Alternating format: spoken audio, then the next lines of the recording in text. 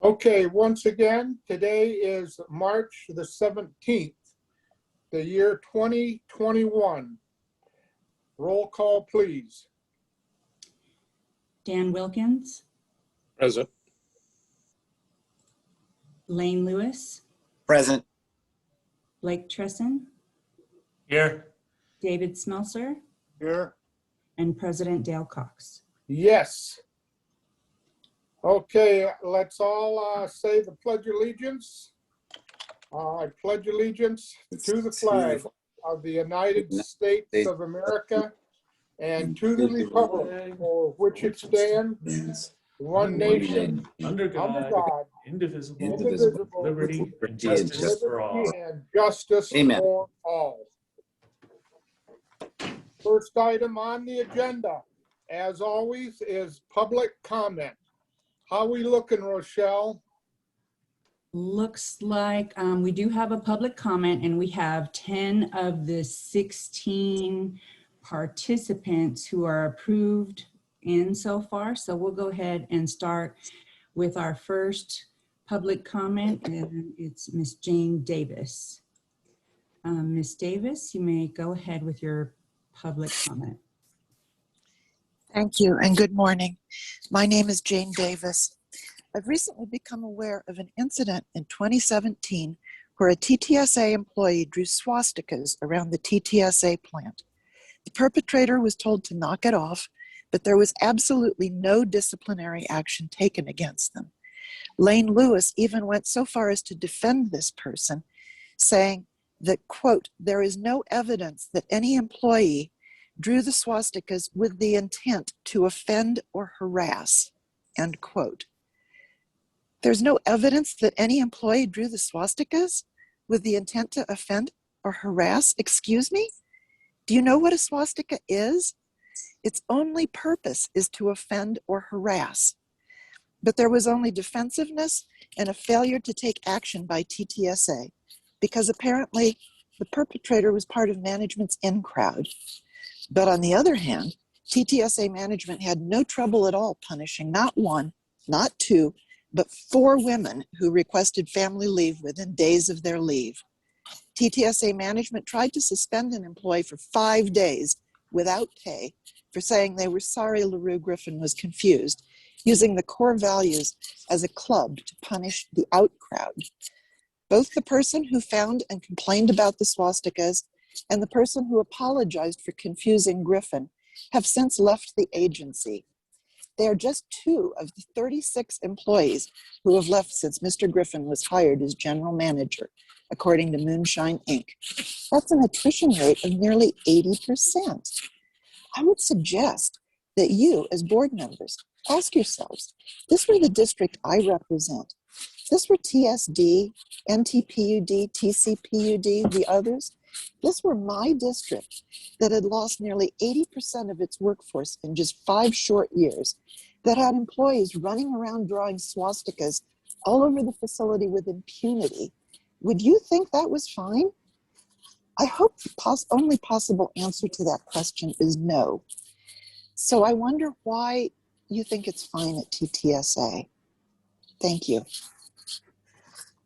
Thank you, Ms. Davis. And let's see. That is the only hand I currently see raised.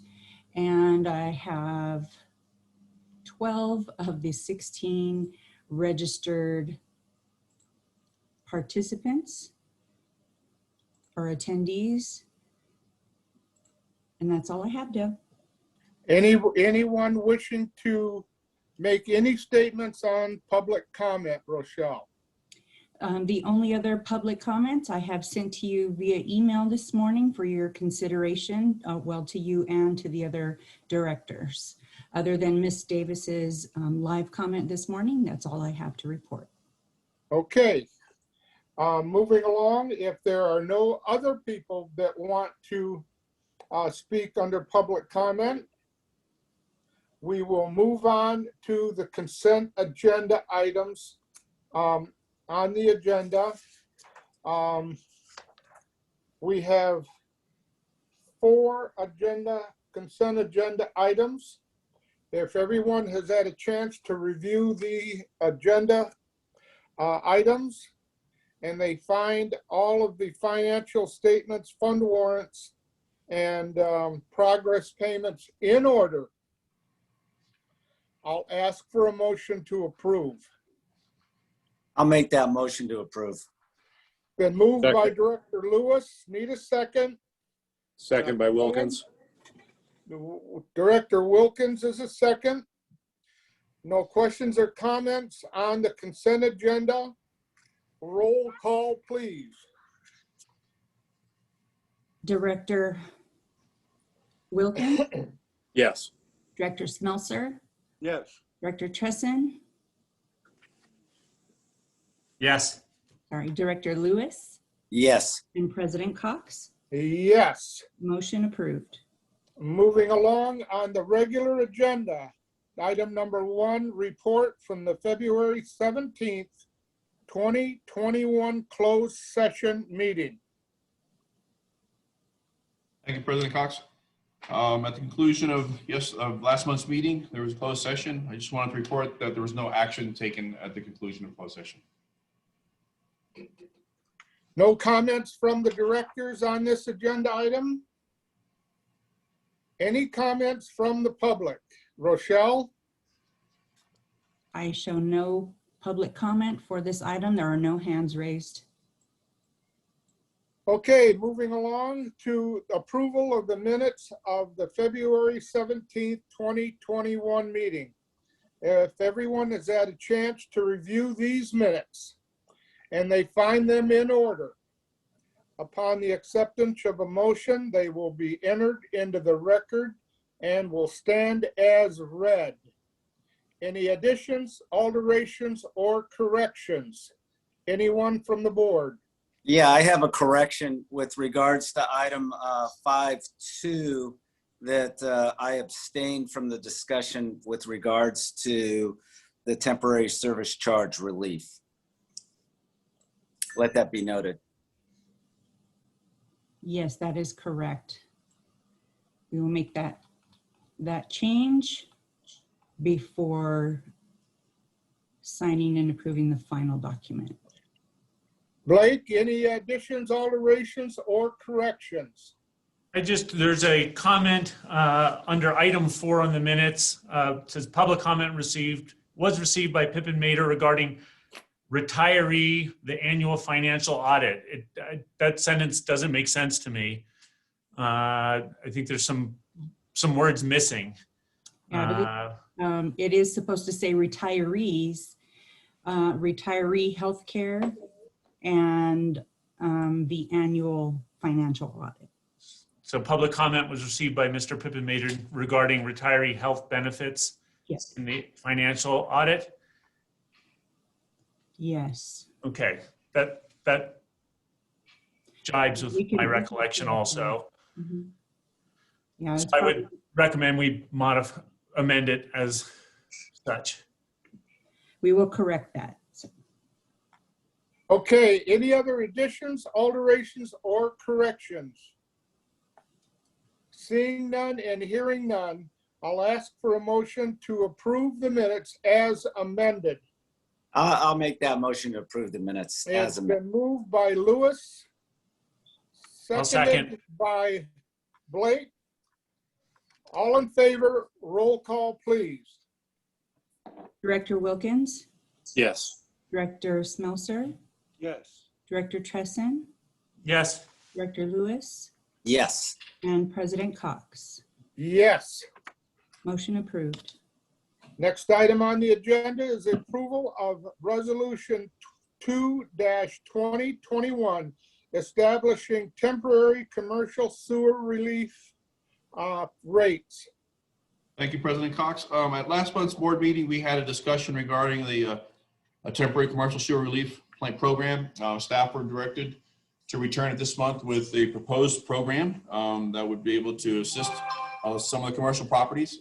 With that, I've asked Celeste Graves to fill in and provide some information on this agenda item. Good morning, members of the board. My name is Celeste and LaRue, can I interrupt? Lane, do you just want to announce that you're going to abstain from participating in this matter? Yes, I am. Yeah, you can stay on the Zoom screen. Just mute yourself and don't say anything. Okay, thanks. Thanks. Thank you, Dick. I Okay. apologize. Celeste, please proceed. That's okay. All right, good morning, members of the board. My name is Celeste Graves, and I'm the Customer Service Specialist here at TTSA. At the February board meeting, it was requested that a commercial customer rate relief program be proposed that would provide relief for commercial businesses that have been impacted by the California capacity and shutdown orders. We propose that there be an automatic 50% rate relief with board approval on the percentages to be applied to all restaurants, hairstylists, theaters, and churches for the 6-month billing period of January through June of 2021. We also propose that other commercial properties have the opportunity to apply for the same rate relief through an application process. In the packet, we have a copy of the resolution that we're proposing.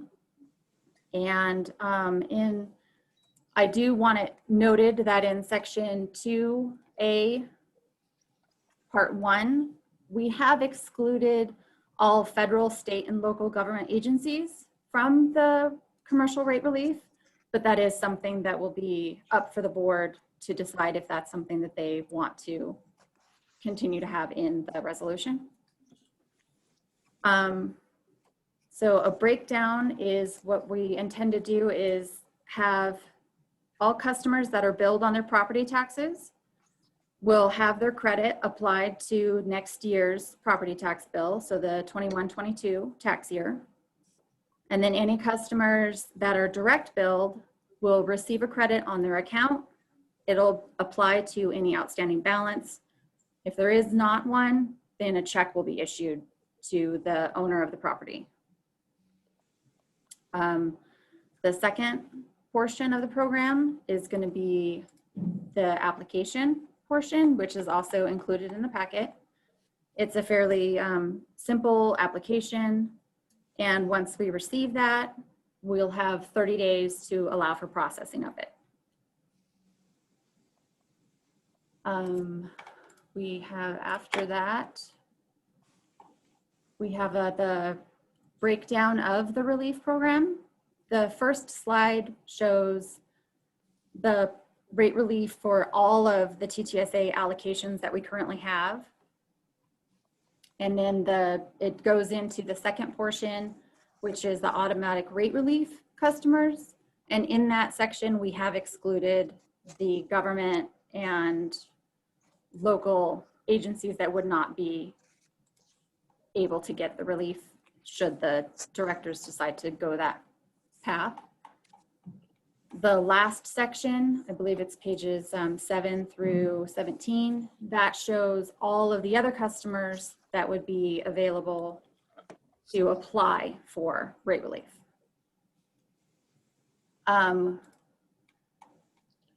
We do expect that there should be about a 25% application rate based just on the amount of interest that we've received to date at the agency. And then after that, we have included in the packet the sample letter that'll go out to the customers that receive the automatic credit or check. And lastly, we have a copy of Mr. Jeff Hill's letter to the board explaining his request for rate relief. He missed last month's board meeting, but we wanted to make sure that it got included in this month's information. I believe that's kind of it. Is there any questions that I can answer? But before we take questions, I was hoping, Celeste, if I missed it, I apologize. Could you touch on the program's maximum allocated amount for relief, and as well as the percentage of the program? I mean, the percentage of relief. We have decided to put a potential cap of $500,000 on the program overall. That is something that if the board of directors feels that it's too high, we can adjust those numbers, or if it's too low, we can also adjust it. The automatic rate relief portion will come in at around $185,000. So that'll leave quite a large amount for the application portion. If we only get the 25% that we are kind of expecting, that'll be around $100,000 on top of the original automatic 185 that we're proposing. So that'll make a total of 285 if the 25% file for relief. Yes, 285,000 with Correct. a $500,000 cap. correct. So the option is there for people to apply. We encourage they do.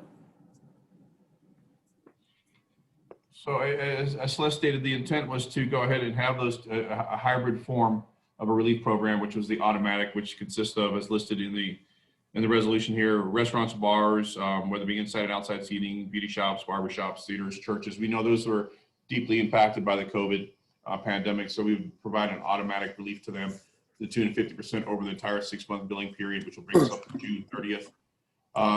Even though restrictions we feel are being lifted, we do not think that it's going to be a release of going back to normal prior to that. So we feel that it's fair and reasonable to provide that relief of 50% to all commercial businesses. Since the direction was to have staff come up with a plan, like Celeste has stated, there are some variables that can be amended here. We proposed a couple items and she had stated them, which were one, how we are going to define commercial properties. If we are going to exclude properties, commercial properties that are not subject to taxes. The overall $500,000, she did break it down to which we feel is appropriate. We were conservative, put $500 down, $500,000 as a maximum, even though we do feel that we're only going to get approximately 25% approval for the application base. So when you're adding those numbers up, Dale, you're sitting about right, 280. We kind of think about 300,000, but instead of having to come back next month, should we exceed the 300,000, we opted to have the $500,000 there. And I think that covers all those points that we made recommendations for. And then we wanted to touch base again, like she mentioned, that we do have a letter which will acknowledge TTSA's efforts to alleviate some of the hardships. So there's a letter there that's a sample. We will work with, should this be resolution be adopted, we would work with the member districts to make sure that it's a letter that is acceptable to them as well. So with that, our recommendation is that we approve the resolution, contingent on getting some further direction on maybe how we'd like to define the commercial properties and what have you. I think I've summed that up correctly, Celeste. Is that correct, ma'am? Yes, yes. Okay, I got a question for Celeste. When we start receiving these applicants, are we prepared to take away staff time to review these applications and, negotiate with the applicant? Or is this going to create some kind of a hardship for our staff trying to do the already work that is assigned, and in addition to the already assigned work, to have to deal with all of these applications and negotiations? How are we set to handle this? I believe that we should be able to handle the influx of applications. We have allowed ourselves a 30-day turnaround time between getting the application from the customer and having it completed, approved, and either the credit issued or the check issued to the customer. And we believe that 30 days should be plenty of time for that to happen. So you feel that there's not going to be any hardships encumbered by staff? No, we Okay. believe that we'll be able to handle the extra workload. Okay, very good, Celeste. Thank you. Any other questions or comments from the board? Go ahead, Dan. So thanks for putting this together, Celeste and LaRue and whoever else worked on this. quick follow-up on Dale's comment. So, yeah, I think this is a good strategy, providing automatic relief for business sectors that we know have been significantly affected. As it relates to the application component of it, and where we talk about demonstrating a hardship, the question in my mind is, are we asking people to demonstrate that that there was some kind of an economic hardship that their business encountered, which could kind of leave the door wide open for all kinds of information that we might receive along those lines.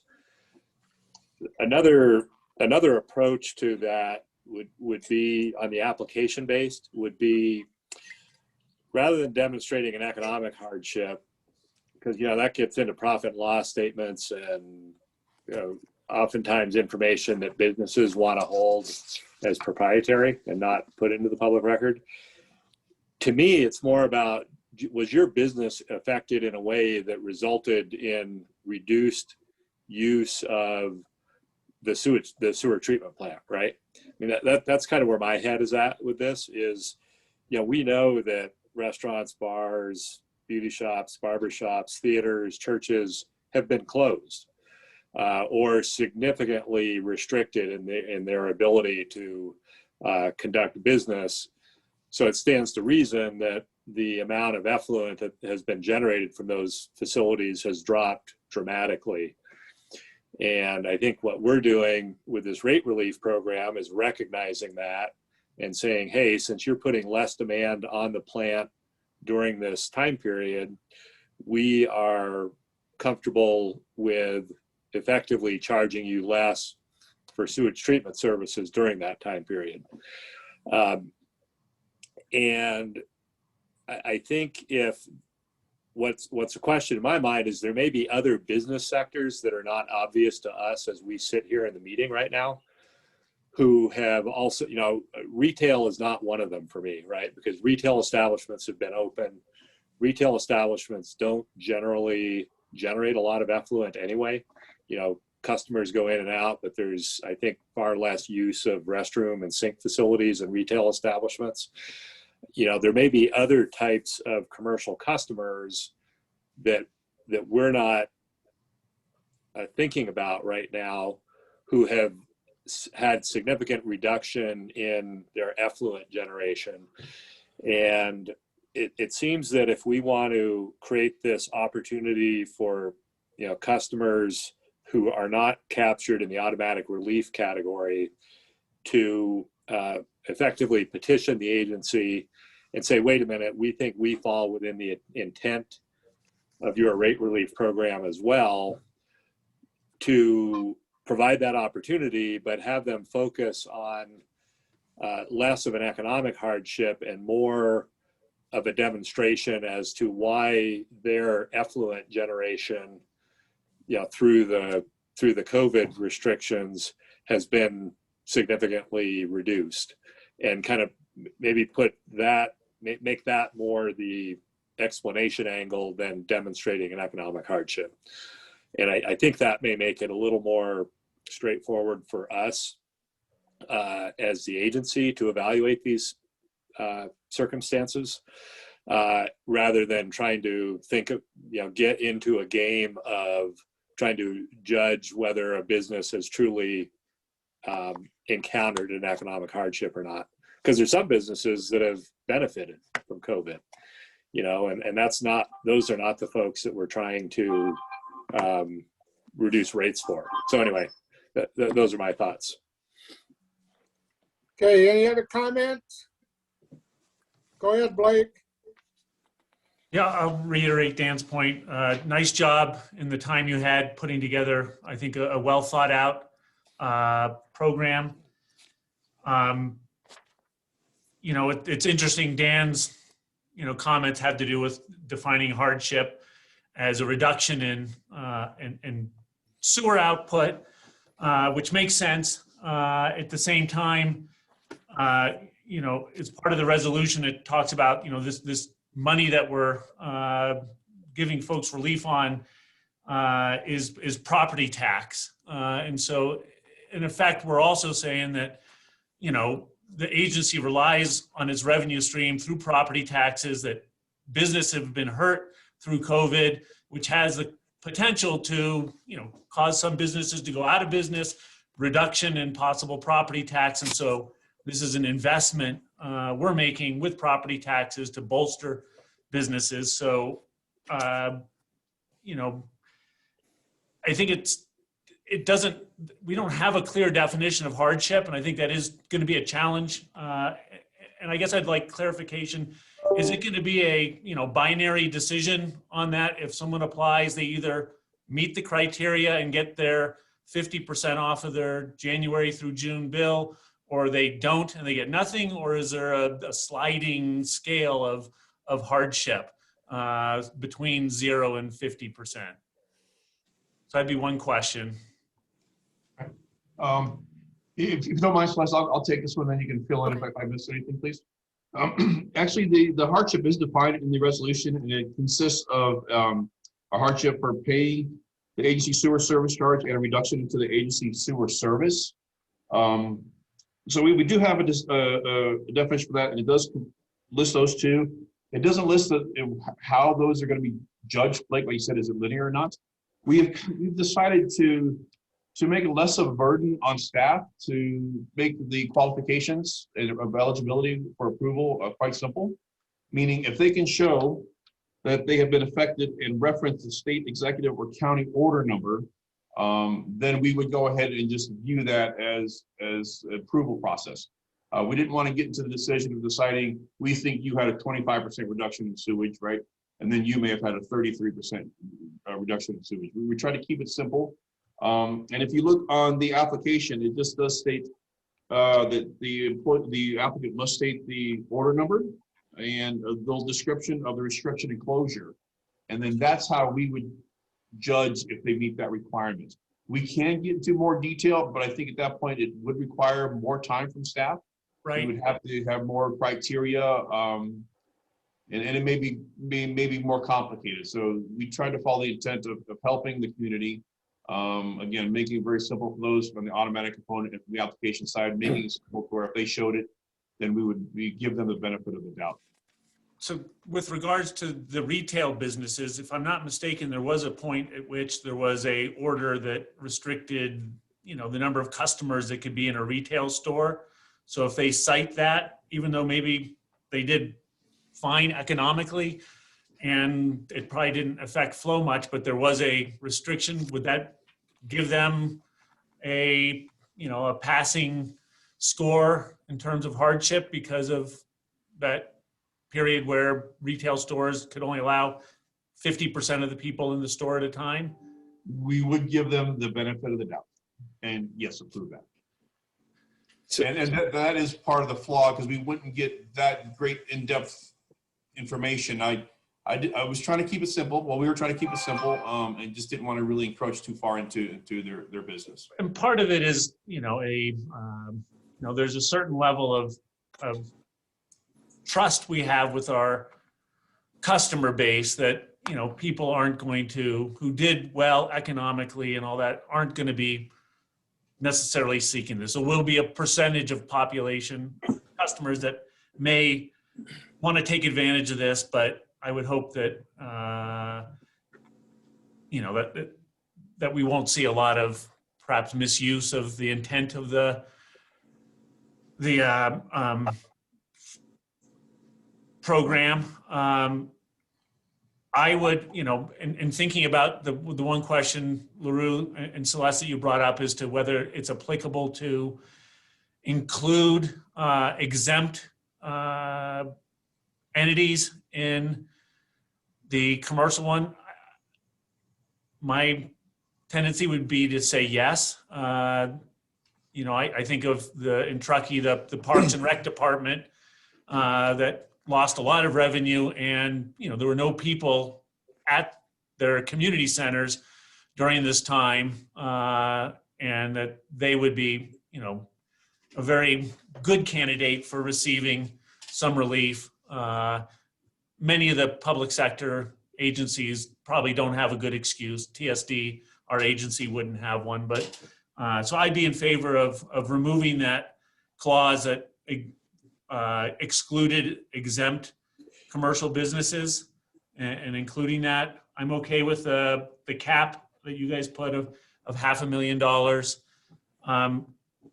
One other question I had was, you provided the sample letter, but the letter appeared to be kind of a explanation of why someone was receiving credit or a check and that makes sense for those that are on the automatic category, that they would get that letter saying, this is why you're getting it. But for the, larger population or the larger customer base of ones that would have to apply, how is the district or the agency intending to notify them of the program at all? Is there going to be a direct mailing to every commercial customer notifying them of the program that attaches the application form to it? Or are you going to put something in the paper? How are you guys?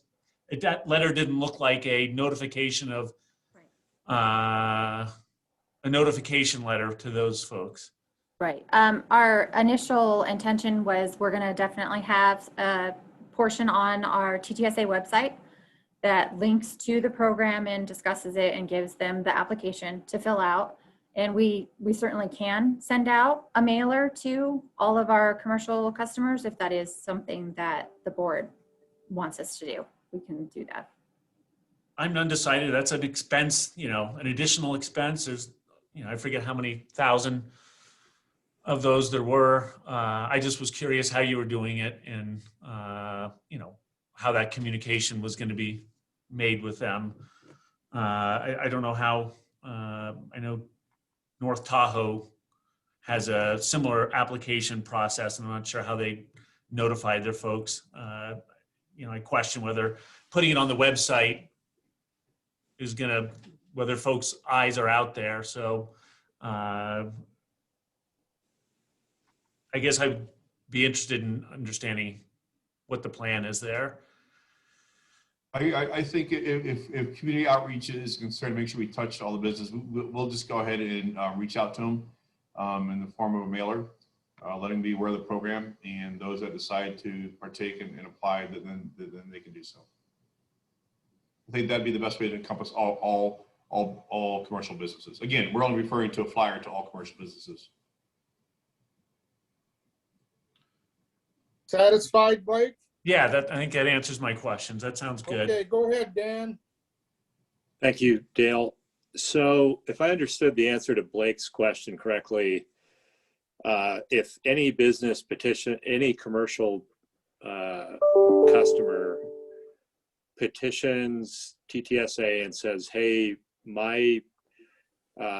there were state COVID related restrictions that applied to my business, pretty much that encompasses every single commercial customer we have.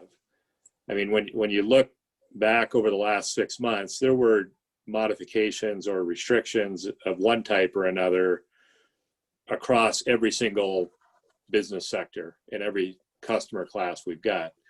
So if our threshold for proof of hardship is just a demonstration that there was a state requirement that put some kind of added layer over my activity as a commercial customer, that's pretty much all of our commercial customers. Because you go to retail was limited to certain capacity, and offices were work from home, so I'm just questioning if our definition is truly that if there was any kind of influence on your commercial activity as a result of the COVID requirements, we're basically saying all commercial customers are eligible. So then the question is, if all commercial customers are eligible, are we only going to provide the rate relief to those that ask for it that aren't in the automatic category. And I don't know, that seems strange to me that we're saying, in effect, that, hey, there's one class of commercial customer, we're going to automatically give you rate relief. There's this other class that we'll basically give to you, but you have to ask for it. You have to know that we're doing this, and then you have to ask us for it before we'll provide it.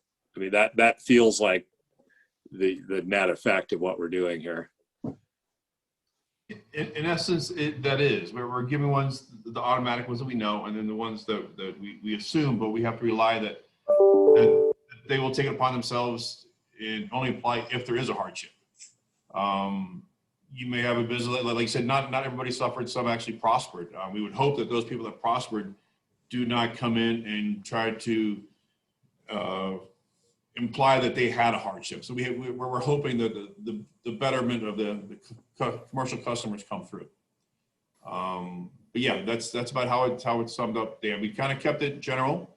Again, without making it become a burden. If we really want to get into a criteria, we can return with the criteria. It'll require more on the commercial customers part, which can be done.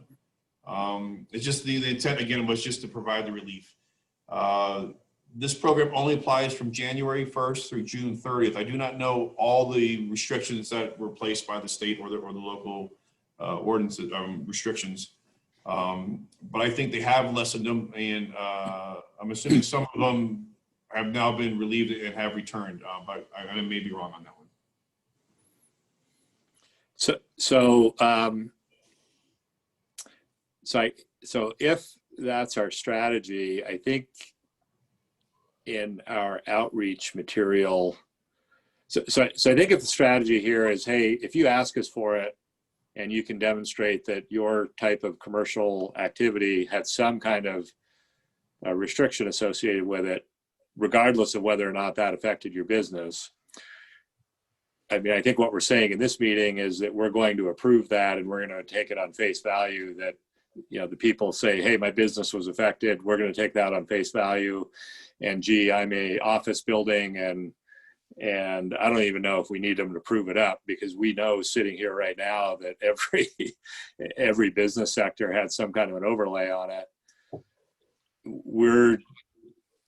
I think we should be thoughtful as to the outreach materials we're sending out to the commercial customers, and really try to emphasize this kind of the honesty part of it. Because I think we want to emphasize that, hey, we're providing this as a program for commercial customers who have been significantly impacted by, where their business models have been significantly impacted by COVID. We really need to emphasize that, so that we're effectively trying to discourage grocery stores, hardware stores, retail establishments that by and large have been doing fine from a business standpoint from applying for this. Because if they apply for it, we're saying we're going to give you the rate relief. I mean, that's what we're saying in this meeting. But we really want our outreach materials to not inadvertently encourage those folks to apply for this, because they like some of them are doing better than they were before. But we're saying we would still provide rate relief to those folks even if they did do better. So I just think the structure of our outreach material needs to be really emphasizing the fact that this is for truly just people that had an economic hardship, is what the intent is, and not encouraging people that didn't experience a hardship to apply. Okay, as I see it here, directors, I'll get to you, David, in just a second. I don't see that there is a perfect recipe to address all of our commercial ratepayers. I think the staff has put together a very comprehensive and fair analysis on where we should head with this relief. If you feel, Dan, that there should be some kind of an amendment or an addition to the outreach letter, that's fine. But at this stage of the game, I really don't want to recreate the wheel, so to speak. I think that the staff has spent a significant amount of time putting together what they feel is a fair and equitable program for all of our customers. And as long as it doesn't encumber the staff and create hardships among the staff, I think that they have the ability to make the decisions on whether or not there is significant impacts or not. So I'd like to move on. David, let's hear your comments. Yeah. I'm looking at, and I approve the idea of this program, that we should do it. But I'm looking at the revenue stream. Where are we going with this? You know, again, we're limited to 200,000. But are we going to have this same issue after July 1st? Will this allow people to come back and look for money from last year from us? So I'm a little concerned about the revenue. And I'd asked LaRue to look at, can we recover? I mean, these were state mandates, county mandates that required these businesses to shut down. Can we look at any of that relief money that's coming out to the state and the county? That was my comment. Go ahead, LaRue. Yeah, Dave was correct. He did ask me if there was any additional monies through the relief plan that came from the federal government. I did do a search on that. I haven't come to a conclusion to an ultimate answer yet, so I'm still working on that. If there are any monies that could assist us with this program, we will pursue those monies there. Good. And as it came to, and as to Dan's comment, we can go ahead and alter the letter here. And again, this is just a sample. And what we can do is emphasize the intent of the program and send that out to staff when we do our outreach. Okay, at this time, I'd like to ask if there's any comments from the public. Rochelle?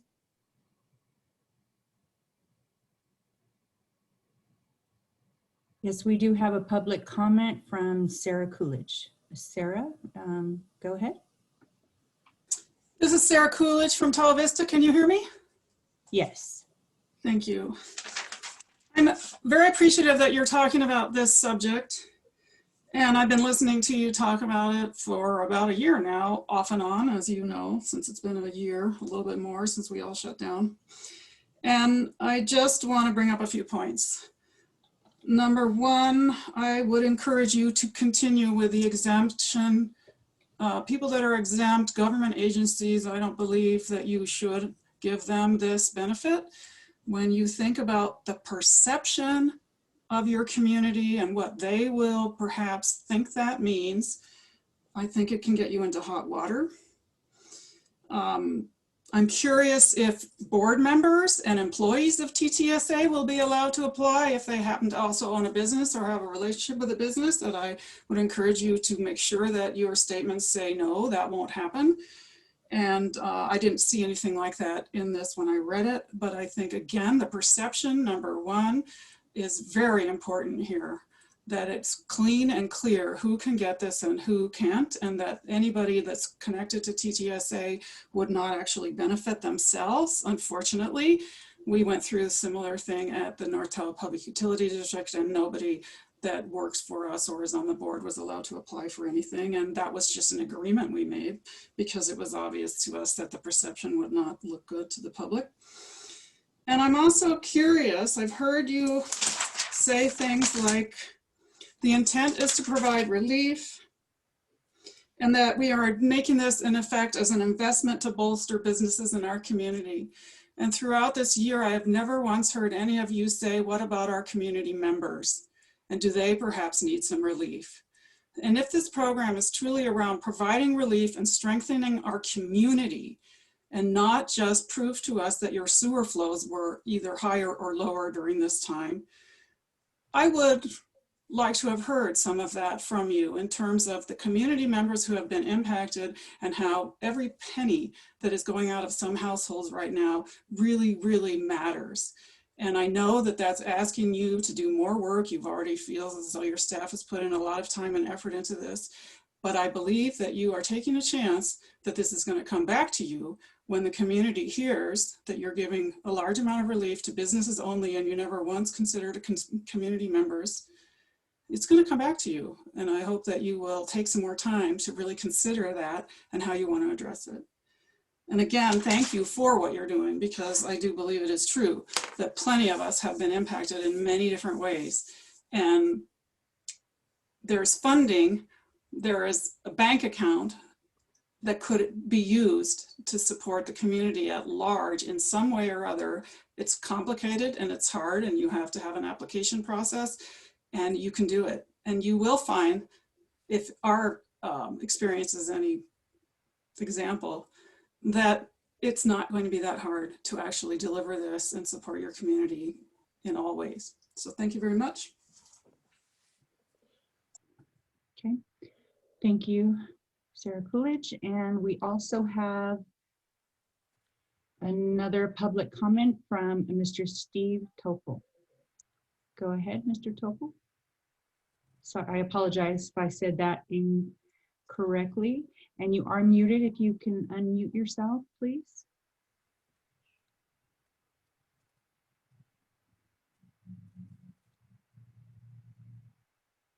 There you go. Is that okay? Can you hear me now?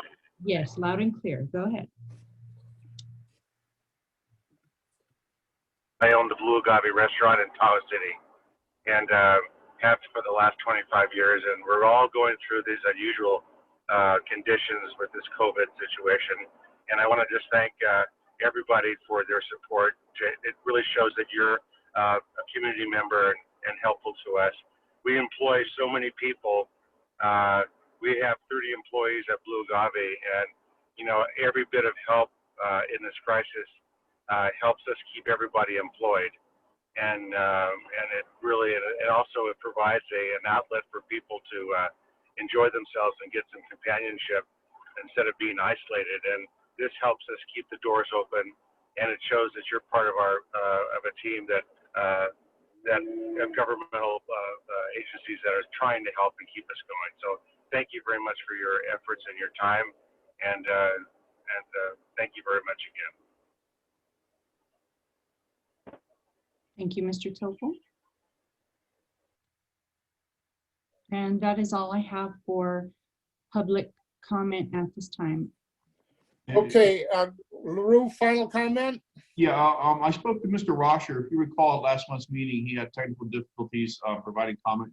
So I spoke to him, and he asked that I provide comment on his behalf if he's not able to provide comment. He is appreciative of the efforts from the agency, and he thanks the agency for that.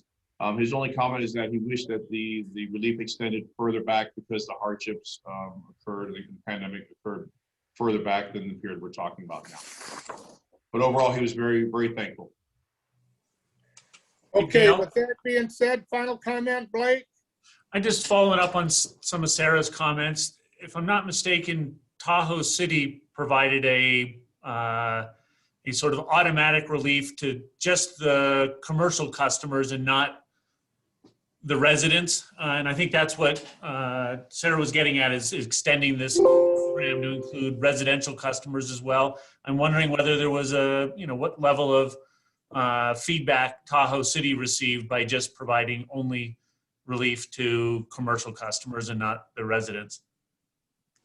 I can offer some information on that. We received positive feedback from our commercial customers. I'm not aware of our residential customers contacting us and saying that was not fair. You should have given us a reduction as well. So at least on the Tahoe City side, we didn't see that as being a problem or an issue. Okay, as a final follow-up comment to Sarah Coolidge, I know in Olympic Valley, we witnessed an overwhelming slamming of our residential impacts. And I mean, throughout, from the time that COVID really hit in the Bay Area, there was a mass exodus to Olympic Valley, and the homes were just, there was so many people in the houses that there was no parking on the streets. They were parking down in the resort parking lot, and our residential areas were filled to capacity during this pandemic. And so, as far as for relief to our residential customers, they were contributing much more than normal effluent contributions into the system. And we had no program that offered any relief to anyone within our district. So there's, like I say, what the agency is putting forth, I think, is a good recipe. There's not going to be a perfect model to address all the concerns that people have. I think staff has done a great job. Dan, you're hitting a very good point about the outreach letter. And what we have to do at this time is to move forward and to allow staff to make the necessary decisions on what the relief can be for those who apply. And any other comments before we approve this resolution? Counselor, any comments? As long as you asked, Dal, I've got on my notes sort of two unresolved issues. Director Wilkins suggested modifying the definition of hardship to focus only on significant reduction of customers' use of the sewer service and less emphasis on financial hardship. And working on that definition, that was an issue I at least struggled with. That would be an easy change to delete little Roman numeral 1 on page 2 of the resolution. That's just kind of an unresolved issue if the board wants to make that change or not. And then secondly, Director Bresson requested modifying the definition of commercial customers to exclude the exception for governmental agencies. And right now, as drafted, that exception is in the resolution if it's adopted as presented. Okay, with that being said, LaRue, and if you could work hand in hand with council to make sure that we have all these these questions answered and our legal basis covered in that outreach letter, that would be very helpful. LaRue, final comment? Dale, these are policy decisions to be made by the directors, not by staff and the lawyer. Yeah, as it comes to the reach out letter, we can make those amendments as suggested by Dan. But LaRue, the letter must be consistent with the resolution. Right, but what we're referring to is the resolution on how we define commercial properties and how we define hardships, because that's what we're going to reference in the letter.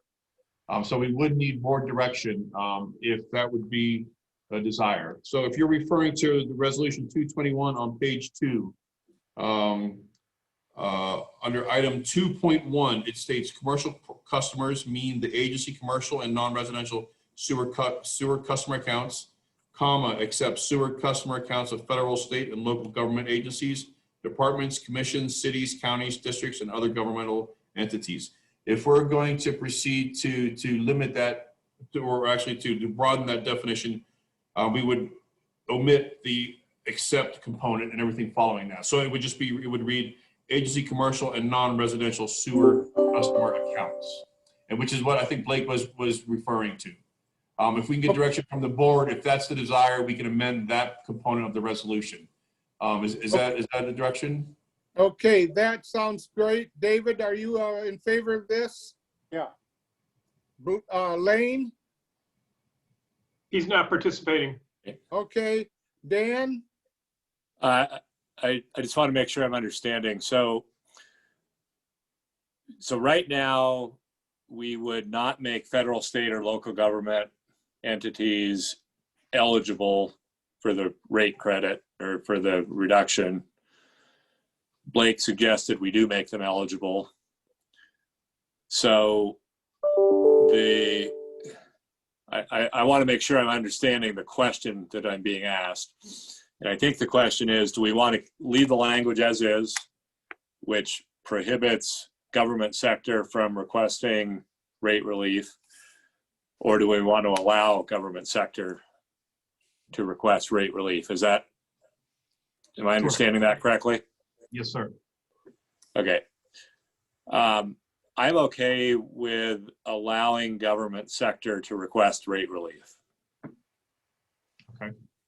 I'm not sure if that's what Dave. Yeah. I'm not sure if that's what Dave said as well or not. Yeah, I do. You're okay. Okay.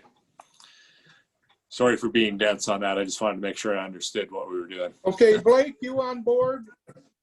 Yeah, and then regarding page 2A2 hardship, I think we could simply change the language there to say hardship means a commercial customer has experienced or has experienced a significant reduction in sewer generation caused by or attributable to, as opposed to economic hardship.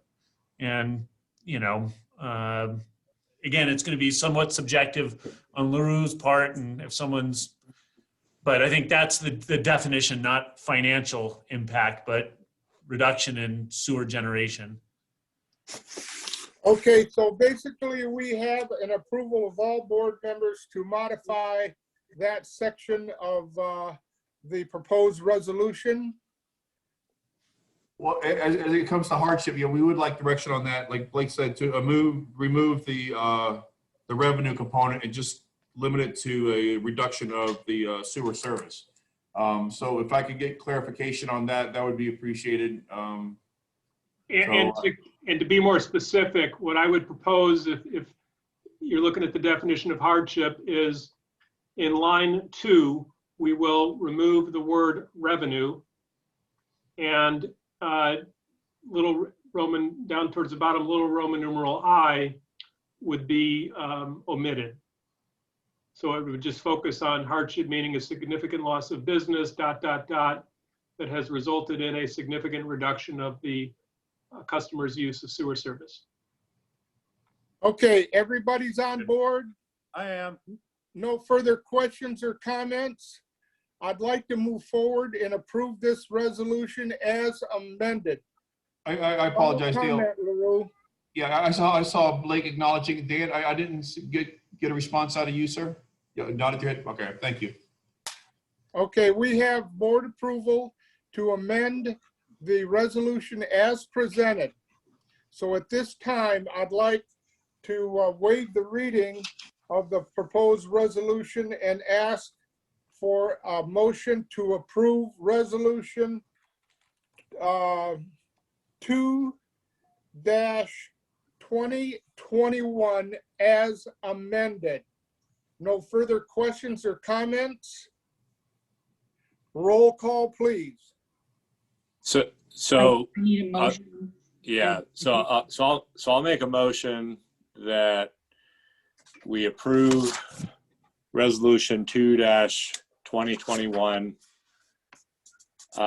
with the amendments on section 2A1 to modify that language, which would allow government entities to request rate relief, and with modification of the language of 2A2, which would limit hardship to just demonstration that effluent generation was significantly reduced. I think those are the two changes we're talking about. So I'm recommending I'm making the motion, we approve the resolution with those two changes. And we need a second. I'll second. And it's seconded by Smeltzer. No further questions or comments. Roll call, please. Director Wilkins, Yes. Director Smeltzer, Yes. Director Tresson, Yes.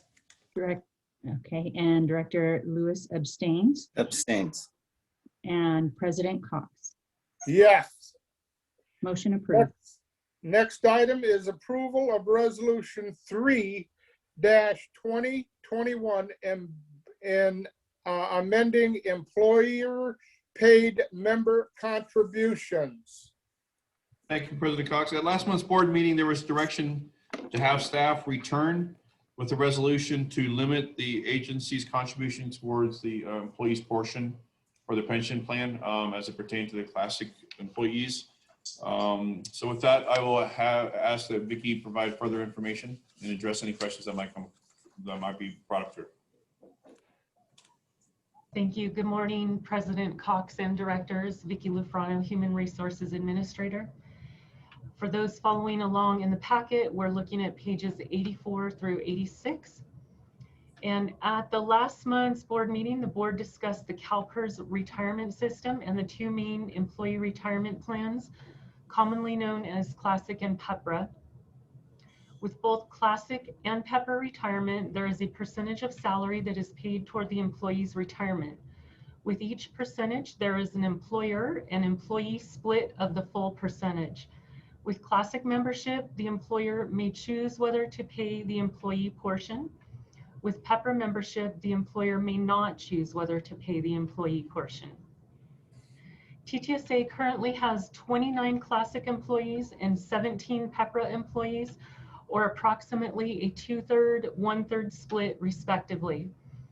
For clarity, as the issue came up at last month's board meeting, the class and comp process did include this benefit for purposes of determining salaries. TTSA currently has a resolution on file with CalPERS that states the employer will pay 100% of the employee share of Classic retirement. The board indicated at last month's meeting that it would like to change this for future employees hired at TTSA. Attached within the board packet is Resolution 3-2021, which amends the employer paid member contribution, or EPMC, for Classic members hired on or after April 1st, 2021. Management and staff recommend the approval of Resolution 3-2021, amending the EPMC. Thank you, Vicki. You're welcome. Blake, comments? No, I think it's a good plan and well put together. Thanks. Okay, Dan? I'm supportive of this action as well. And, you know, we did receive some employee comment on this, you know, to the effect that, you know, we do have employees that are have the same job description that have different retirement benefits. And that's true. That does create some inherent inequity. I think, you know, when considering that and is it, you know, should we as an agency be trying to somehow create a higher level of parity, you know, for the employees that have a not as generous of a retirement benefit? There's two schools of thought on that for me. One is from a pure equity standpoint, that would be good. However, I think one of the reasons that we have this situation is that the public sector retirement programs had become so generous that it was putting financial solvency of a lot of public agencies at risk. And I think this is a step in the right direction. I recognize that it's not perfect, but I think it moves us as an agency more quickly towards having equity in our retirement system by not adding new employees that were paying their share of retirement benefits for. So purpose of my comments here is to just acknowledge that, you know, I did and review the comments we've received from employees and from the public on this. I recognize that it's not a perfect situation, but I think that the step we're taking is reasonable and it's a step in the proper direction for the agency, even though it may not result in 100% equity on the retirement program for all of our employees at this time. So I'll just stop at that. Smeltzer? Question was to LaRue. He was going to get back to me on how many Classic and Pepper employees. What are the numbers we're talking about? Currently, Dave, we have 29 Classic employees and 17 Pepper employees, approximately 2/3, 1/3 breakdown for Classic and Pepper. Thank you. Director Lewis?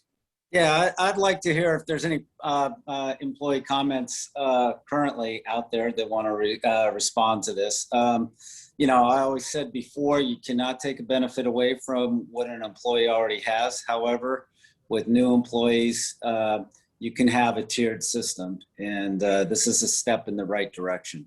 But I'd like to hear from the other employees under comment.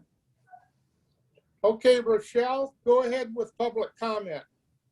We have no hands raised currently for public comment from any attendees. Oh, we do have public comment from the public, but not from an employee. Just a moment. Pippin Mater, go ahead, Pippin. Hi guys, my name is Pippin Mater, and I was had a time conflict this morning. But I do have some comments that I provide to the board that I think are appropriate for this item. And it just has to do with kind of the helter-skelter method that some of this stuff has been done, and specifically looking at this comp and class study that was done recently. You know, there's also the organizational assessment and the updates to the handbook and the core values document, and right, the list kind of goes on, the master plan, which is in progress. But that this one, that as has been pointed out before, when you make these changes, that has a pretty dramatic effect on the comp and class study that was recently done, because it has an effect on the overall benefit of employees. And that, you know, hindsight being 2020, that really makes things very complicated now. And that, you know, in an ideal situation, there would have been enough foresight in management and leadership to see this and have this discussion earlier, and not have to go back and kind of relitigate, rediscuss that sort of somewhat uncomfortable comp and class study portion.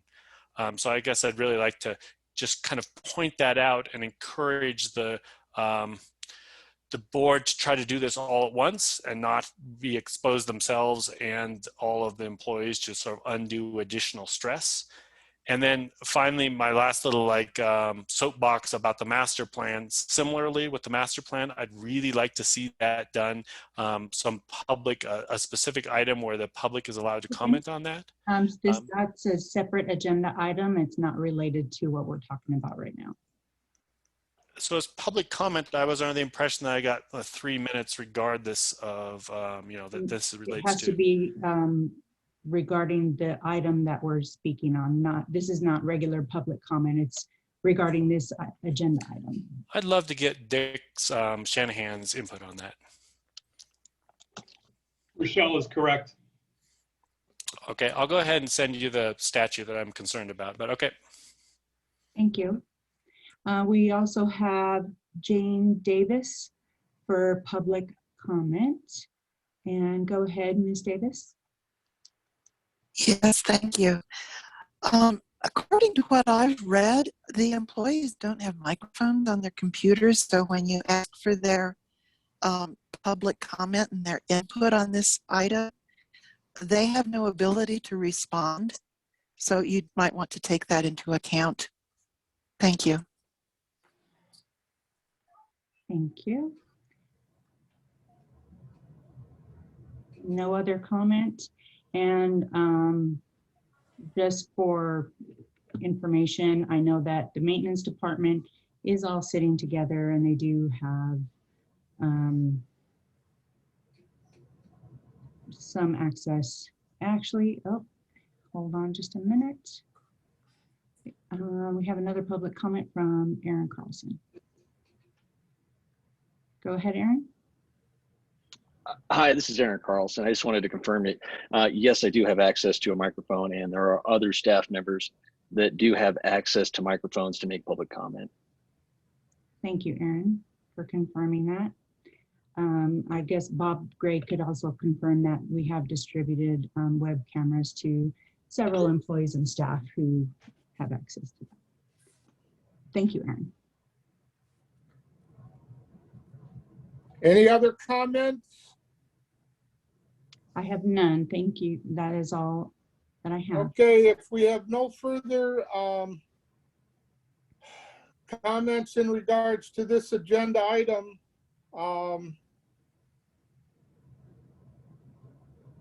we're going to move on. This is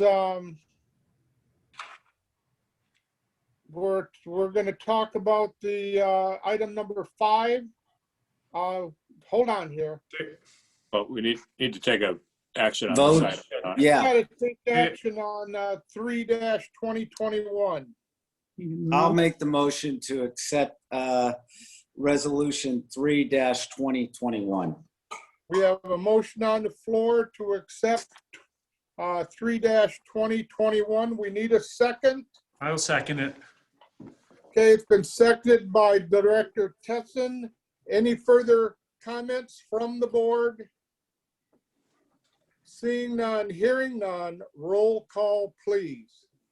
Director Wilkins, Yes. Director Smelser, Yes.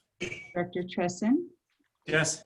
Director Lewis, Yes. and President Cox. Yes. Motion approved. Item number 5, discussion related to retiree health benefits. President Cox, this is a follow-up from last month's meeting. There were some questions asked by the board of directors, which Ms. Lufrano had follow up on. So with that, I'll have her address this item. Thank you, Vicki. Hey, good morning again. For those following along, pages 87 to 89.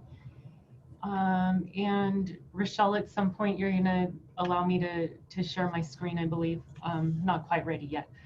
So, okay, thanks. The board recently requested a review of retiree health benefits, which was initially discussed at last month's board meeting with direction to provide further information this month. For retiree health, the options consist of our current plan as number 1, number 2, a vesting schedule, number 3, PEMCA minimum, and number 4, a hybrid plan that the agency may come up with and administer on its own. Currently, TTSA currently has a 1987 resolution on file with CalPERS that offers retiree health plan enrollment that is paid by TTSA either at 100% or close to 100%, depending on the plan chosen and the family tier level. Currently, retiree health eligibility is based on the following minimum requirements to retire as set forth by CalPERS. Number 1, 5 years at 5 years of CalPERS retirement service credit, which can be a combination of time from TTSA and other CalPERS agency, but no minimum years of service necessarily at TTSA. Number 2, eligible for retirement, which means at least 50 years of age for classic employees and 52 years of age for PEPRA employees, and must retire from TTSA within 120 days from separation of employment. The next option is the vesting schedule, and I'm talking about the CalPERS vesting schedule. The agency may adopt a CalPERS vesting schedule as set forth by Government Code 22893. If the agency adopts this schedule, the agency cannot modify the plan in any way and must adhere to the pre-established rules as set forth by CalPERS. Some of these retirement rules include must serve a minimum of 10 years of combined service at a CalPERS agency, 5 of which must be served at TTSA. must be eligible for retirement, which again is 50 years of age for Classic members and 52 years of age for PEPRA members, and must retire from TTSA within 120 days from separation of employment. The vesting schedule is based on combined CalPERS years of service as defined, and also a percentage of employer contribution to the retiree health plan based on the number of years of service. CalPERS would administer the vesting schedule and the retiree health plan. The employer contribution amount is set forth by CalPERS and is subject to change annually. If this plan is chosen, all current retirees and current employees will be subject to the current plan, which is the first plan we talked about, and any future employees will be subject to the vesting schedule, which I just spoke about. Third option is the PEMCA minimum. The PEMCA minimum plan would apply a flat pre-established dollar amount toward the employer contribution for the retiree health benefit, regardless of the plan or tier level chosen by the retiree. The minimum requirements for eligibility under this option must be at least 50 years of age if a Classic member, and 52 years of age if a PEPRA member, and must retire within 120 days of separation of employment from TTSA. There is no requirement for years of service at TTSA, and the flat fee amount is based on the amount set forth by CalPERS annually and typically increases minimally. The current PEMCA minimum is $143 per month.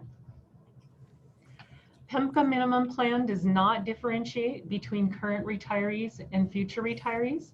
So if this plan is chosen, upon implementation, all current retirees would begin receiving $143 toward their retiree health benefit. And the last option is a hybrid plan, which the board of directors would need to provide further direction on. But if the agency desired to amend the vesting schedule that we spoke about earlier, which again, we cannot amend the CalPERS vesting schedule, but if we chose to have our own vesting schedule on file, we could amend it. So if the agency desired to have their own vesting schedule or have an internal plan that subsidized the PEMCA minimum, it would have to administer that plan internally. Let's see, since I believe that this question may come up, that employees may have this question and board members may have this question, I just wanted to verify that the class and comp process did not include the retiree health benefit for purposes of determining salaries. And next, I would like to provide an example that I created that is based on the current 52 retirees that we have. And Rochelle, am I ready to go here? Thank you. Yes, you should be. You are also a host, so as long as you share screen like we talked about and pick your screen.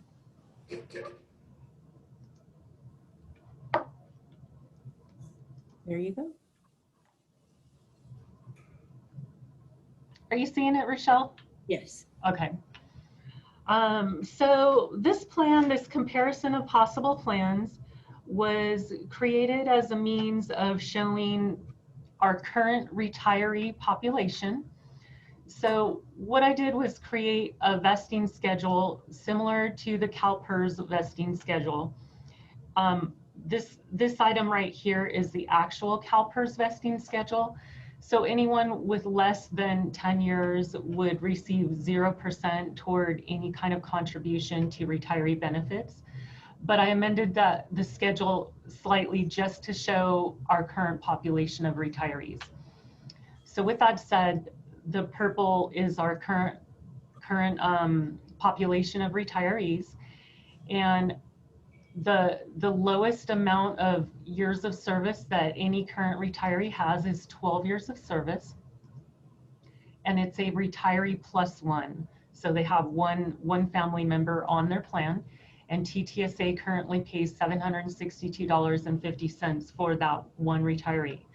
So going down, we have the 12 years of service through 20 years of service, 20 or more years of service. And this is what TTSA pays for each of those retirees. This number here, $56,436, is inclusive of the 52 retirees that we currently have on our plan. So that's current. If we were to go to the CalPERS vesting schedule, the information that's listed in red represents the CalPERS vesting schedule.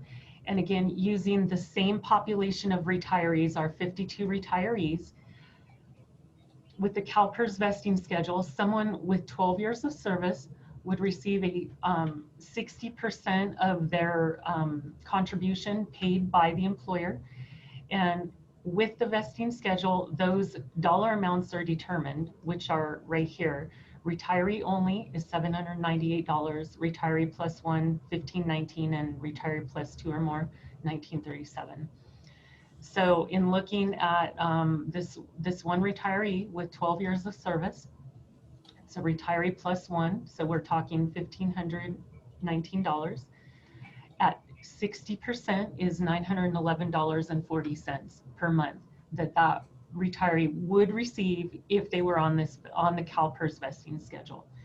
And again, this whole amount, whole column here, if we had all of our retirees on the CalPERS vesting schedule right now, this would be $16,607 would be our monthly fee. Hey, Vicki, Yes. I think there's a math error. So I'm looking at the monthly cost in that column. In the red column? Yeah, and so if you go down to the 20 or more retiree only, Oh, I see that. Okay. it's not multiplying by the Times number of 13. employees, so the bottom line comparisons are not apples to apples. You are correct, Dan. My apologies.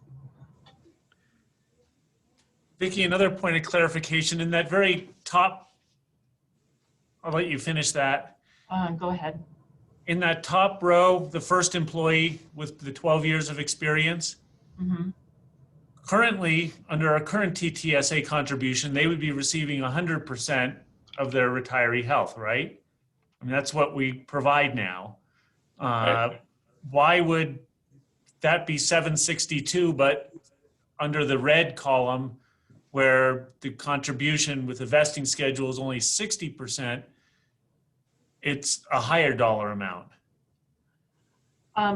So CalPERS, the highlighted cell over here of $1,519, CalPERS with their vesting schedule, and we have to go by their rules, states that a retiree plus one would have $1,519 applied that the agency may have to pay toward their retirement. But in the, if they're at 12 years, right here, 12 years would be paid at 60%. So 60% of that $1,519 is $911. But I'm curious as to why the 762.50 is 100% of somebody's. Wouldn't that be closer to the 1519? So understood. The retiree in this plan right here, I'm guessing off the top of my head, trying to remember back to the list of retirees, but it's probably someone that falls within the Medicare column. So they're Medicare eligible. One of the people at least on their plan here is Okay. Medicare eligible, and then therefore the plan costs are much less. So in fact, that if you apply that exact person, and they probably would not actually, that 911 is a theoretical versus the 762, which is an actual.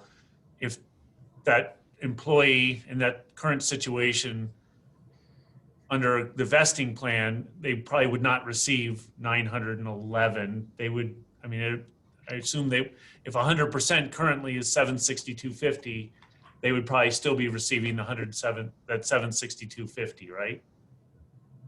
Correct, yeah. I did verify with CalPERS that even if the retiree was eligible for this $911.40, if their plan only costs $762.50, that's all they would receive. So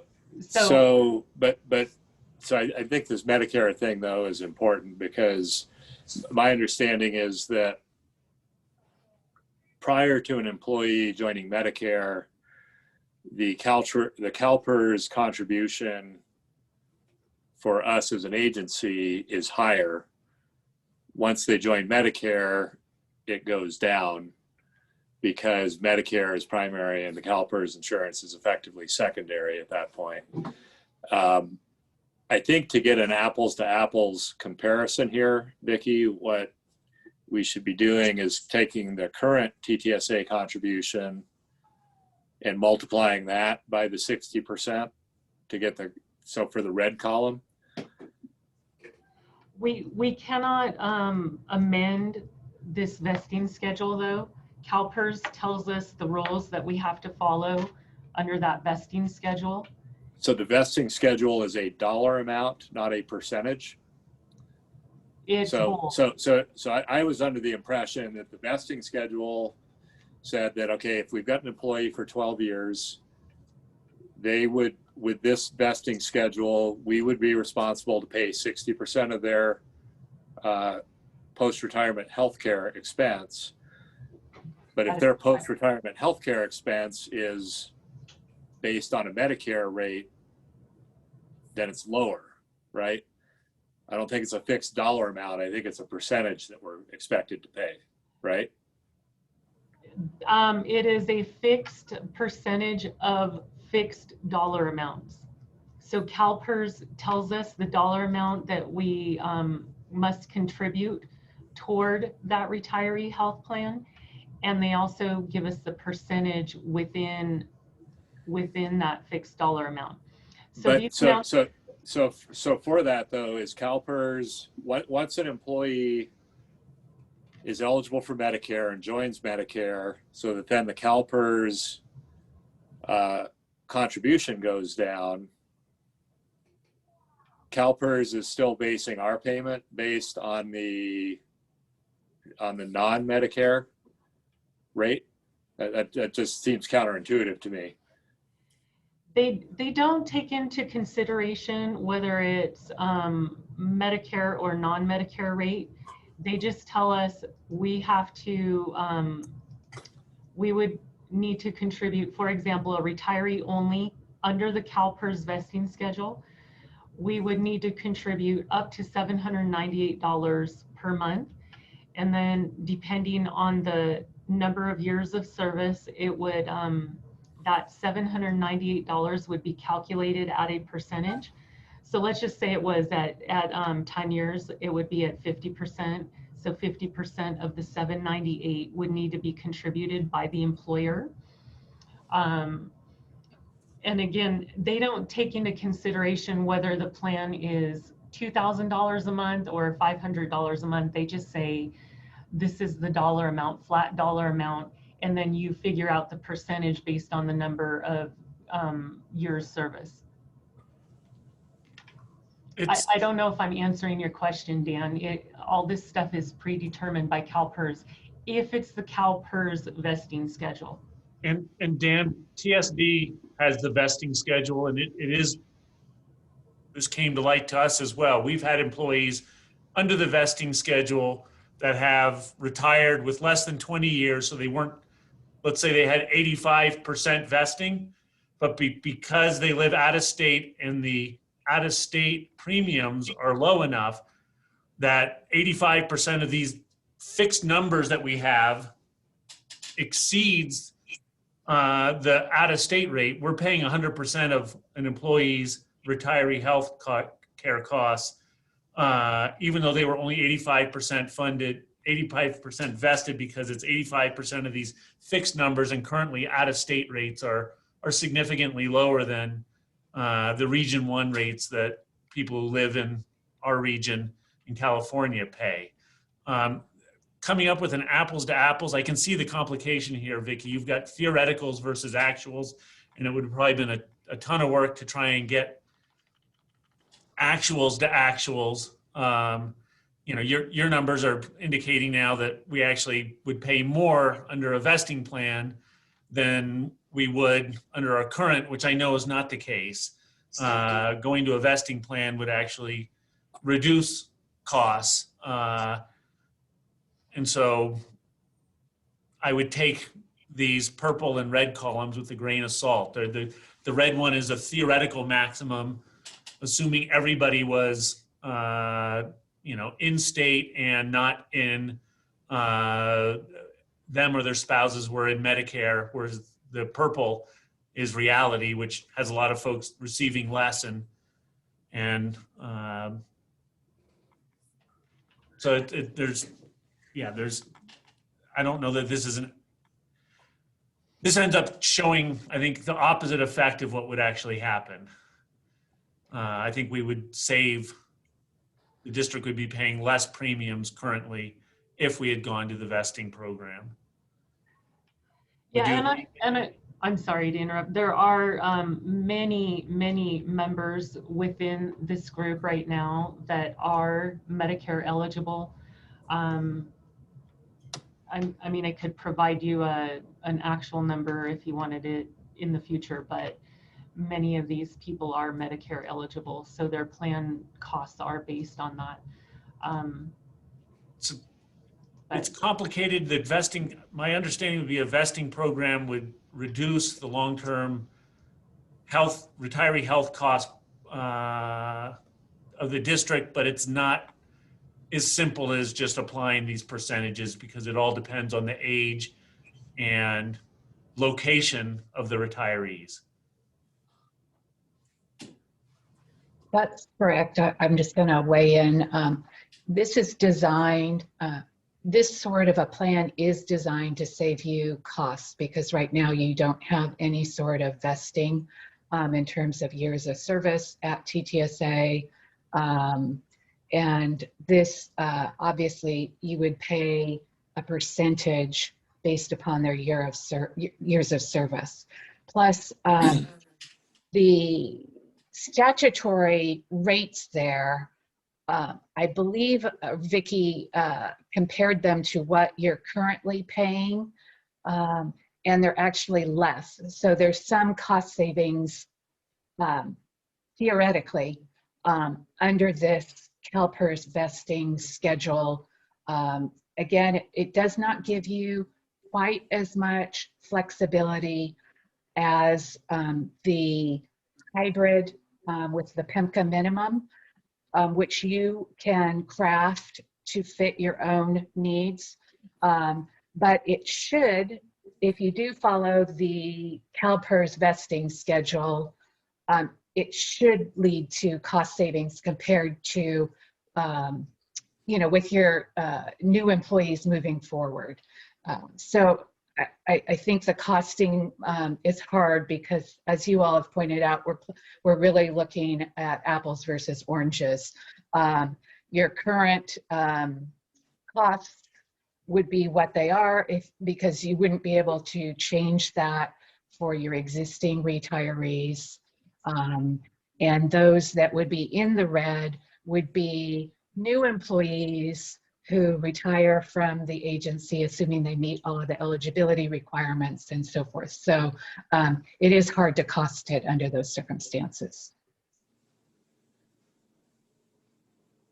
I believe at last month's meeting, there were some questions pertaining to how we could amend some of these plans.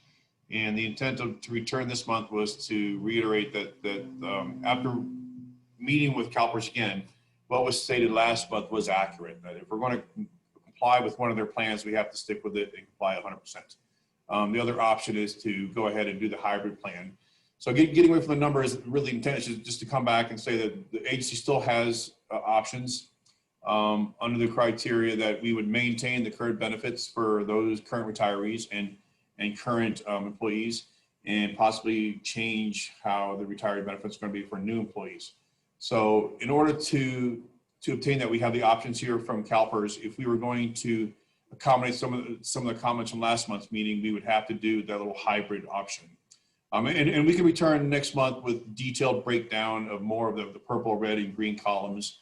But the idea is, if we're going to do a hybrid version, we would have to adopt a PEMCA, right? And then self-administer another policy plan to be able to provide the current benefits to the current employees and current retirees. So this is, I kind of view this point as this agenda item as a follow-up to answer some of the previous questions from last month. Correct me if I'm mistaken, Vicki. No, that is absolutely correct. And I can provide some more information to you. On the PEMCA minimum and the hybrid with the PEMCA minimum, it's a little bit more complicated than it looks on this screen. But once you understand it, it becomes relatively easy. So because the agency gets its health benefits from CalPERS, that's why you are required to provide the same contributions for retirees. And that has led to skyrocketing costs for a lot of public agencies, because initially when public agencies adopted the notion that we're going to be okay with giving retiree health benefits, the medical insurance costs were really low at the time. Quite frankly, health, life expectancy was not as great. And so the cost was not as great. But now the healthcare costs have skyrocketed as a result, and the life expectancy post-retirement has gone up, and it's led to some really unsustainable costs for a lot of agencies. So with this, since you're getting your CalPERS benefits or your health benefits from CalPERS, and there's this idea that your active employees and retirees have to have equal contributions, that is why a number of agencies have moved to the PEMCA minimum. So what it means is the agency is giving the same amount for active employees as it is for retirees, that $143 minimum. But then the agency supplements that in whatever way it wishes to do. And that's why we're calling it a hybrid. So you would set up, and you already do have a cafeteria plan. So for your existing employees, you would be saying, we are doing the PEMCA minimum, so we are contributing that $143, we're paying that for your health benefits to CalPERS. But then we're going to have this cafeteria plan, and the agency will decide if we're going to fund 100% of the employee's health care, that goes into the cafeteria plan, and then the employees choose from there in terms of what benefits they want to select. With your retirees, you supplement the PEMCA minimum with what's called HRA, a health reimbursement account. And again, you can set that up so you identify what percentages additionally you're going to contribute, as well as you can set up the various vesting schedules and or percentages of payments towards that benefit. I know a lot of agencies have gone to this PEMCA minimum program because it does give them a lot more flexibility for now as well as into the future, because they can decide, okay, instead of paying 100% of the actual top of the line plan, we'll pay 100% if you choose the midline plan, for instance. So it does give a lot more flexibility. The other thing it allows you to do is set up the vesting schedule where it requires more years of service with TTSA. So for a lot of agencies, they require at least 10 years of service with the agency that, and some even go up as much as 20%, or 25 years, I'm sorry. So it can go anywhere from 10 to 25 years often in terms of what you're expecting in terms of years of service with the agency. So that's another mechanism. that enables you to save costs. But with all of that, when you're under the PEMCA minimum, everybody gets the PEMCA minimum irrespective of the number of years of service that they have with the agency, assuming they meet the eligibility requirements for retirement. I don't know if that's clear or not, if that's understandable. But if you go with the PEMCA minimum, it means changing the way you're funding your existing active employees' health care as well as retiree health care. So it's not just that you're looking at retiree health care when you're going with the PEMCA minimum.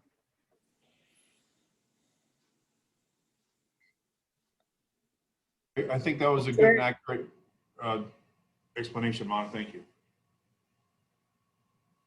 So the intent of the meeting was to follow up, like I said, and bring data back to the board and see if there's any further action the board would like to take on it, which may be at this point returning next month with a more detailed breakdown of a cost comparison, or we can see if there's any additional information specific to a certain plan, whether it be vesting, PEMCO, or a hybrid.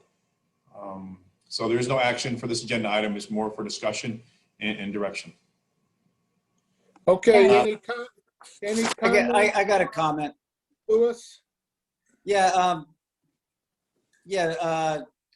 President, well, does this, Vicki, does this with a hybrid in PEMCA, does that give the employees the same amount?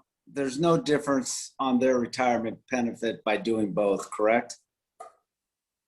That would depend on what the hybrid plan was that we set up, and the board's decision on how to move forward with that hybrid plan. So I guess I would say, for example, if the board said we want all current retirees to remain exactly as they are now, we would want to make sure that our hybrid plan detailed that. Okay. And all of that would be administered through TTSA. So if we're talking a hybrid plan at all, that must be administered through TTSA as opposed to administered by CalPERS. Okay, thank you. You're welcome. Go ahead, Blake. I'm just curious about the timeliness of this action. I know that in the previous item where we, made a decision to adjust pension contributions on classic employees, I think there was a timeliness because of the recruitments we're currently going through to not bring new people in that were promising, still providing, I think, a really good program, but not having excessive liability for the agency. With regards to these new hires and the timing and changes in possible retiree health, is that also the situation?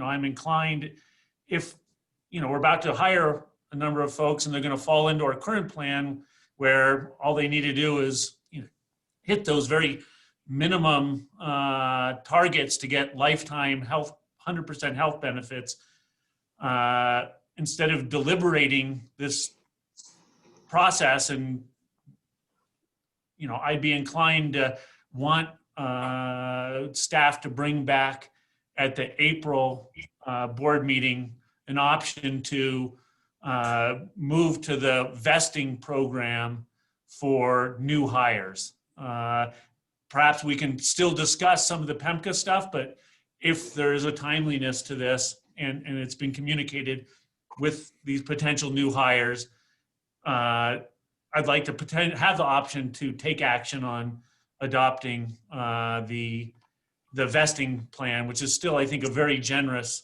retiree health benefit, but does reduce the district's long-term liability in April.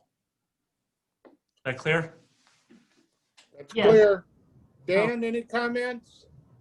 I would be supportive of Blake's suggestion. I would, in April, I think it would be helpful to get a side-by-side apples-to-apples comparison of the spreadsheet Vicki had put up earlier. that would show what that would actually do with our current retirees. So my understanding, if we go to the vesting plan, that existing retirees and existing employees, would they be under the existing 100% plan, and then only new employees from this date forward would fall into the vesting plan? That is correct, Dan. Okay. So anything that we can do to get a comparison of how that would affect our long-term liability would be helpful to me. Because what was interesting to me was that with the vesting plan, if we as an agency are not seeing the benefit of when an employee moves from not being on Medicare to moving on Medicare, I think what I understood from this presentation is that we as an agency don't actually see any benefit of that, which just seems very strange to me. That if it's costing PERS significantly less to insure an employee who's eligible for Medicare, that costs, some amount of that cost savings is not then passed through to us as an employer. I just want to make sure that the vesting plan truly is less expensive to us in the long term.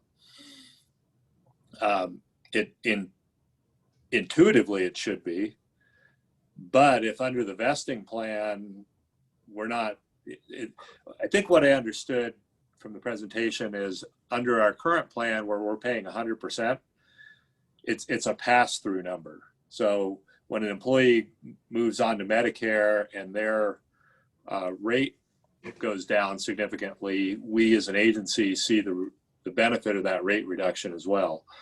If we don't see that same benefit with a vesting plan, and a vesting plan truly does have the potential of costing us more, as was suggested by that last spreadsheet, that's something I want to understand a little bit better before making a final decision on this. Yeah, and I will say that that was a variable that was not taken into account. So for example, on the example of the person in 12 years where they were paying $798 currently, even though on the vesting schedule portion, all I took into account was if they were on that vesting schedule, this is what we could potentially pay, as opposed to their rate is actually less than that, so we would pay that lesser amount, and that variable was not taken into account. So my apologies. So I think as a part of a staff package, if it comes back in April, if it's possible to get that side-by-side comparison, that would be very helpful to me. Okay. Okay, David, comment? Yeah, about a question about what would be the cost of the agency if we went with a hybrid plan in man hours of our work to administer the plan? To answer that, Dave, it would depend on what we chose as a hybrid plan. So I would need some direction, for example, from the board to say, you know, what you were expecting in the hybrid plan, and then we could possibly do some cost analysis on that. But I would need to know which variables you wanted to look at. Okay, Vicki, you have your direction from the board? Do we have any public comment on this issue? We can. Rochelle? We do. Pippin Mater. Pippin, go ahead. Great. I just want to sort of reiterate what Blake has said. I think most of the board support it, but I do think that vesting schedule, I'm generally supportive of that as a member of the public and a ratepayer, and that I also have a lot more concerns about the PEMCRA process and the sort of like amount of variability, especially looking forward, that the employees can experience with that. So that's it. Thank you, Pippin. Okay, any final comments from the board? Go ahead, Blake. I guess, Vicky, to give you some just direction, if you're going to come back in April, revising that middle column, and hopefully we're ready to potentially take action on the PERS vesting schedule. If you were to look at a PEMCA one, I would model it on the CalPERS vesting schedule, but all years of service have to be TTSA years of service, just as an example. And then, that could help you determine staff workload in addition to what the district financial obligation would be. So at least you have a more concrete, and we can always tweak that if we start to go in that direction, but at least I would say that would be a plan that would be a good apples to apples. Does that make sense? It does make sense. And Okay. Blake, I just wanted to provide one more detail to you because you sort of threw the question out there. Based on let's just say today the board said we want to go with the vesting schedule or we want to go with PEMCA minimum. I would go back to CalPERS and they would create us a resolution, which I could bring back whichever month you guys wanted to review it. But this is the important detail, is that once CalPERS receives that document, they wait 1 full month, and at the beginning of the following month, after the full month, is when they actually will put the document into effect. So for example, if the board during its April meeting said we're approving a vesting schedule, for example, then that vesting schedule would not become effective at CalPERS until let's see, so April wouldn't count, all of May would not count, so June 1st it would become effective. So depending on how your recruitment process is going, it doesn't sound like, unless you've got some really long delays to bring people on board, there's not necessarily a timely issue with this. Unlikely that someone would come on after June 1st and be subject to the vesting schedule, even on our fastest track at this point. I still think it makes sense to, because who knows what happens in the recruitment process. Somebody may deny the offer we give them because of housing prices, and there may be somebody who comes in later. And so I would still recommend that you come back in April, with that CalPERS prepared resolution, so that we can shorten that timeline best as possible. Did you make that decision? Okay. Yeah. Thank you.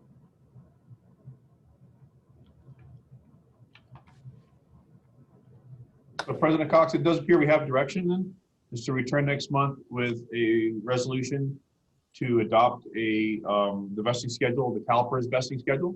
In addition, bring a cost breakdown for an apples-to-apples comparison of the plans side by side.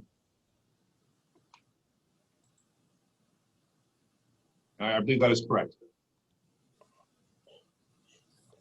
Okay, I just had an anomaly happen here on my screen. Kind of lost the last minute or so of what was going on, but I'm back. So as far as this agenda item, Vicky, you have your direction. No further questions or comments from the board? Anyone? Public has made their comments. Rochelle? Yes, I have no further public comment, and I received confirmation from staff in the maintenance and E&I department that all employees in attendance were offered the opportunity to speak during public comment section of this agenda item. Okay, so we're ready to move on to item number 6, discussion of agencies' properties. Thank you, President Cox. As you may recall, approximately 2 months ago at a board meeting, there was discussion about agency land use. In lieu of assessing potential usage on a case-by-case basis, the direction was to have an overall agency use discussion. So with that, we returned within 2 months, and Jay Parker has done a considerable amount of research into this, and with that, he can provide the information for you. Thank you, Jay. Sure. Good morning, directors. So yeah, a couple board meetings ago, direction was given to provide a summary of agency properties and what the expectations are of those properties. So in general, or in summary, that the agency owns 930 acres in Martis Valley. In the memo, the staff memo I've prepared, I've listed out each one of those parcels and what the acreage is for those parcels, and then the zoning district that applies for each of those. What you'll find in the table is that most of the parcels are designated as a public facilities zoning district, and 2 of them are resource conservation district parcels. And when you turn to the Town of Truckee Development Code, the allowable uses for those zones are in that code. So you basically have a general description of what's allowed in a public facilities district, and then you have a general description of what's allowed in a resource conservation district. When you go beyond the code, or deeper into the code, they provide a master table, and the master table is a compilation of all the allowable uses that you can have for that zoning district. So, there's probably, over 100 different uses listed in this table. And you go to that table and you look at your zoning district and go, okay, what's an allowable use for that particular zoning district? What you'll find in that table is there's some symbology in the table. There's P, which is permitted uses.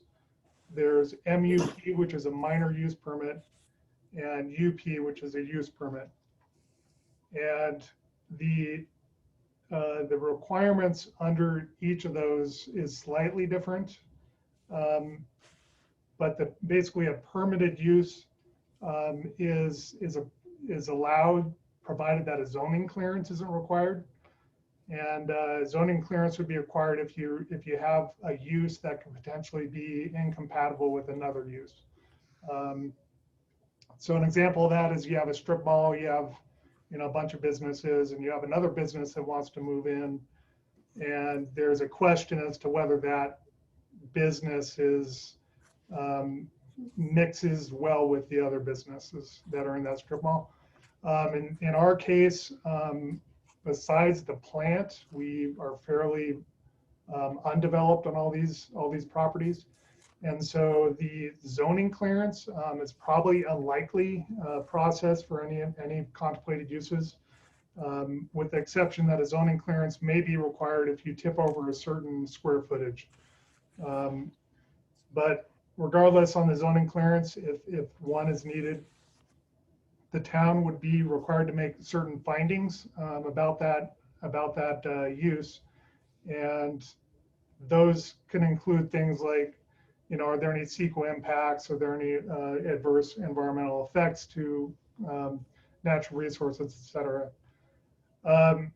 Going to the other categories on the table, the minor use permit and the use permit, those are a little more complicated in the process, but the applicant submits an application to the town under those uses, and the town also has to make certain findings in order for those properties or developments to go forward, including any CEQA requirements that may be needed, any significant adverse effects, et cetera. And then another finding that the town, for example, would need to find would be that the development would not be injurious to any properties or improvements in the vicinity and that everything is compatible with existing and future land uses. So then you get to the question of, okay, can we rezone? You know, we have all these properties that are public facilities. We have a couple that are resource conservation. What if the agency were to be interested in rezoning to something else? There is something called a zoning map amendment, and that amendment process requires an application with the town. Public hearings would be held, and again, certain findings would have to be made from basically is the rezoning going to be detrimental to public interest, health, safety, convenience, or welfare of the town. Other findings would be compatibility with adjoining land uses, etc. So basically, I've just wanted to bring this memo to you folks, to the directors, to show what properties we own, how they're zoned, and then what the restrictions are in terms of developing on those parcels, so that the recommendation here is for the directors to discuss and provide further direction to staff on these properties. Okay, what do you think, Smelser? Good information. Okay, Lewis? Yeah, I mean, we always looked at the that 900 acres around the plant as protecting the public from the plant as buffer zone property. That's traditionally how we've looked at it. We had only one item back 15, 20 years ago with the school district, how we allowed the school district there. But the main thing was to lessen the impact around the plant and provide a safe buffer zone for operation within the plant and protecting the public. With regards to, the last, things like passive use, like a solar farm or something like that, would be something you could consider long-term on that property. But I would really caution the board on looking at something that would increase the amount of vehicles into our area and also the amount of people into that area, because we purchased those properties as spray irrigation fields and protective zones over the history. Okay, Blake? Thanks, Jay. Nice report. It was good to get clarification on allowable uses, as the town sees it for these agency-owned properties. At our last board meeting or 2 board meetings ago, the board has discretion on what it's going to, allow on its property. There was discussion about, that with the green waste processing, that that was not something we wanted, and I think that was a fair decision of the board to make at that point. It sounded at one point like perhaps we wanted to put restrictions on our property, possibly through recorded deed restrictions that further restricted what we could do above and beyond what these town zoning are, and I would certainly not support that. I think that, I want to, I wouldn't want to further restrict what we could do because we don't know what the future holds. I think, Wayne, you're absolutely right. I think we need to look after the best interests of the agency. And so we'd have to consider any proposals for development on our property on a case-by-case basis. But I wouldn't want to somehow hamstring us by, if you look at those public facility and resource conservation, there's a lot of development opportunities there that I don't think we're interested in seeing. But I think we make that decision ourselves at the time those proposals come forward. I wouldn't want to say, let's make this a conservation easement that restricts beyond these so that it could never happen because that could come back and bite us in the future. So it was good to see, Jay, again, exactly what is allowed. They seem reasonable, and there may be times, depending on the location and the proposal, that we may want to entertain those developments. But I think the board, and we're all sort of temporary here. Whatever board is in charge of the agency at that time needs to evaluate those on a case-by-case basis with the needs of the agency and the benefits possibly to the larger community. Dan? So I agree with Blake's comments. I wouldn't want to see us do anything that restricts, future generations from making decisions on this property. I think that I know I've heard comments from some board members that, questioning whether it was a good decision to allow the school district to develop its facility on agency property. I think that was a good decision that the TTSA board made. I agree with Lane that maintaining a reasonable buffer around the plant is good business practice for a wastewater treatment plant. I think we have some property that is probably so far away from the plant that the buffer value is minimal. I don't know what that magic dimension is. I don't know if it's like anything within a quarter mile of the plant or a half mile of the plant. It may depend on direction and wind and odor and things like that. So I agree that maintaining a healthy buffer around the wastewater treatment plant is good practice. I think as we have property that's further west of the plant, that's more remote from the plant, if we were contemplating allowing other use of that property, those would be the areas that from an agency standpoint I would be seeing as more appropriate. So I guess to summarize, I would not be in favor of creating further restrictions on our property right now. I as an individual am open-minded to proposals, particularly from other public agencies, but that for use of our property, again, the western areas of our property, that could provide public value that to the community or to the region that we may not be aware of at the moment. But I think one of the things LaRue is probably interested in is if he's got parties that approach him with ideas in the future, is he just giving them a hard no and saying, hey, there's no way in heck that my board is going to be supportive of any kind of use of our property for anything? Is that the kind of response that we're asking LaRue to make, or is it a slightly more measured response of, hey, the board isn't interested in anything that's close to the plant, and it's going to be a very selective in uses that are more remote from the plant, and would be interested in really only those types of uses that the board can see adding value to the community in some way.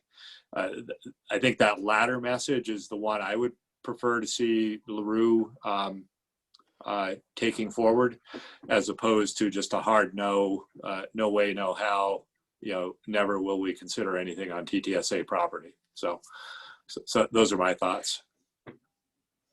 Okay, I got a question for Jay or LaRue. What is the time frame on the existing lease that we have with Tigert? So when are they out of there?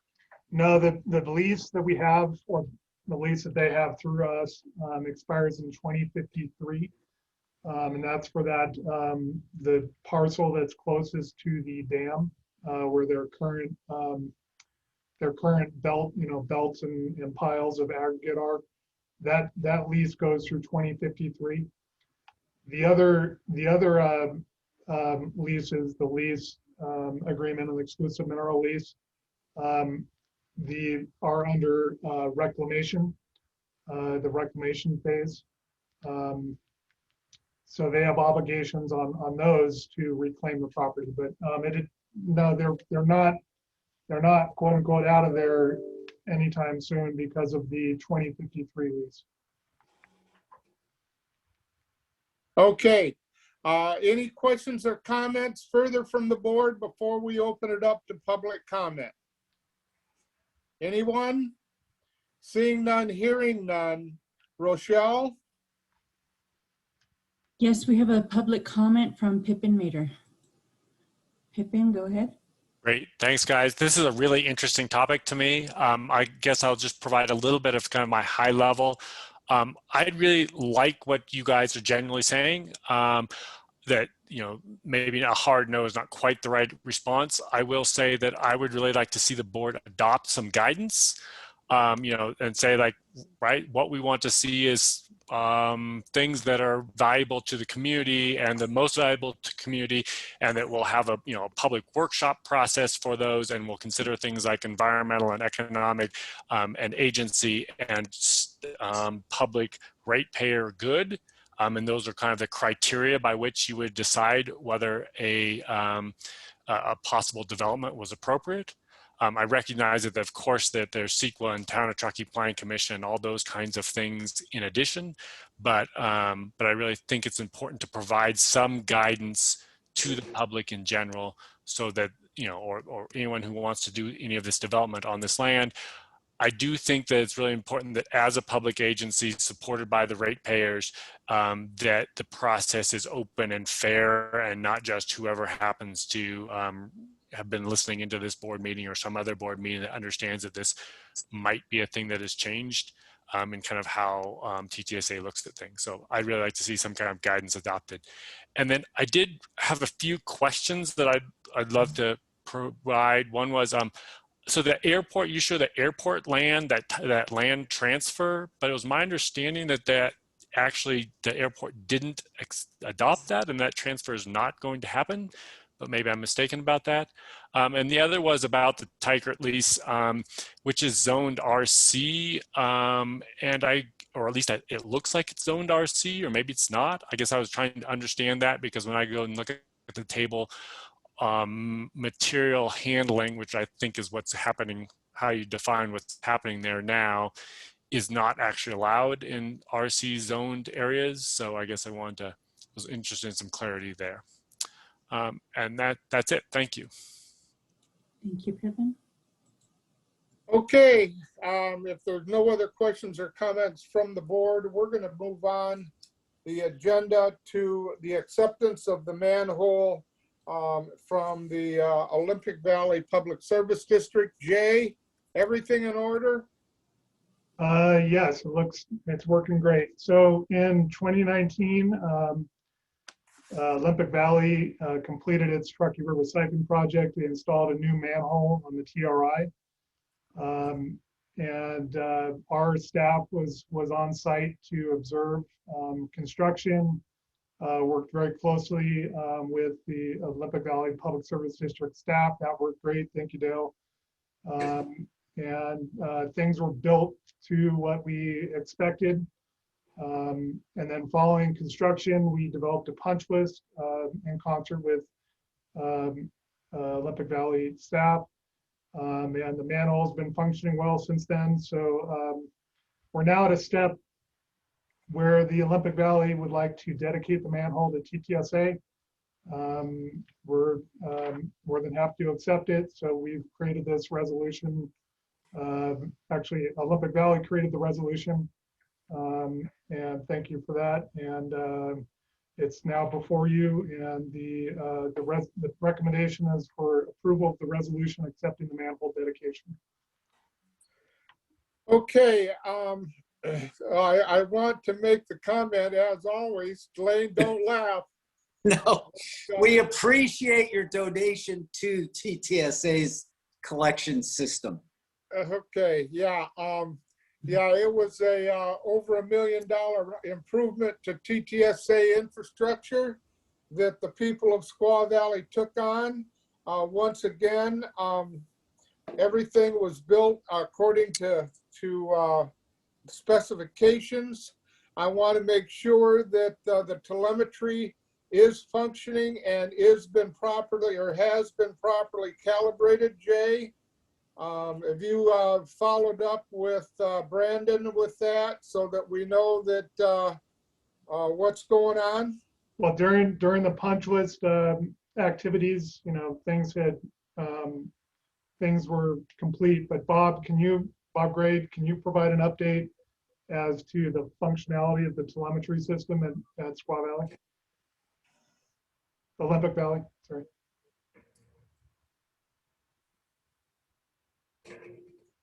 Yeah, everything's been functioning normally, and then there hasn't been really any problems, at least on our side of receiving the data or anything like that. So.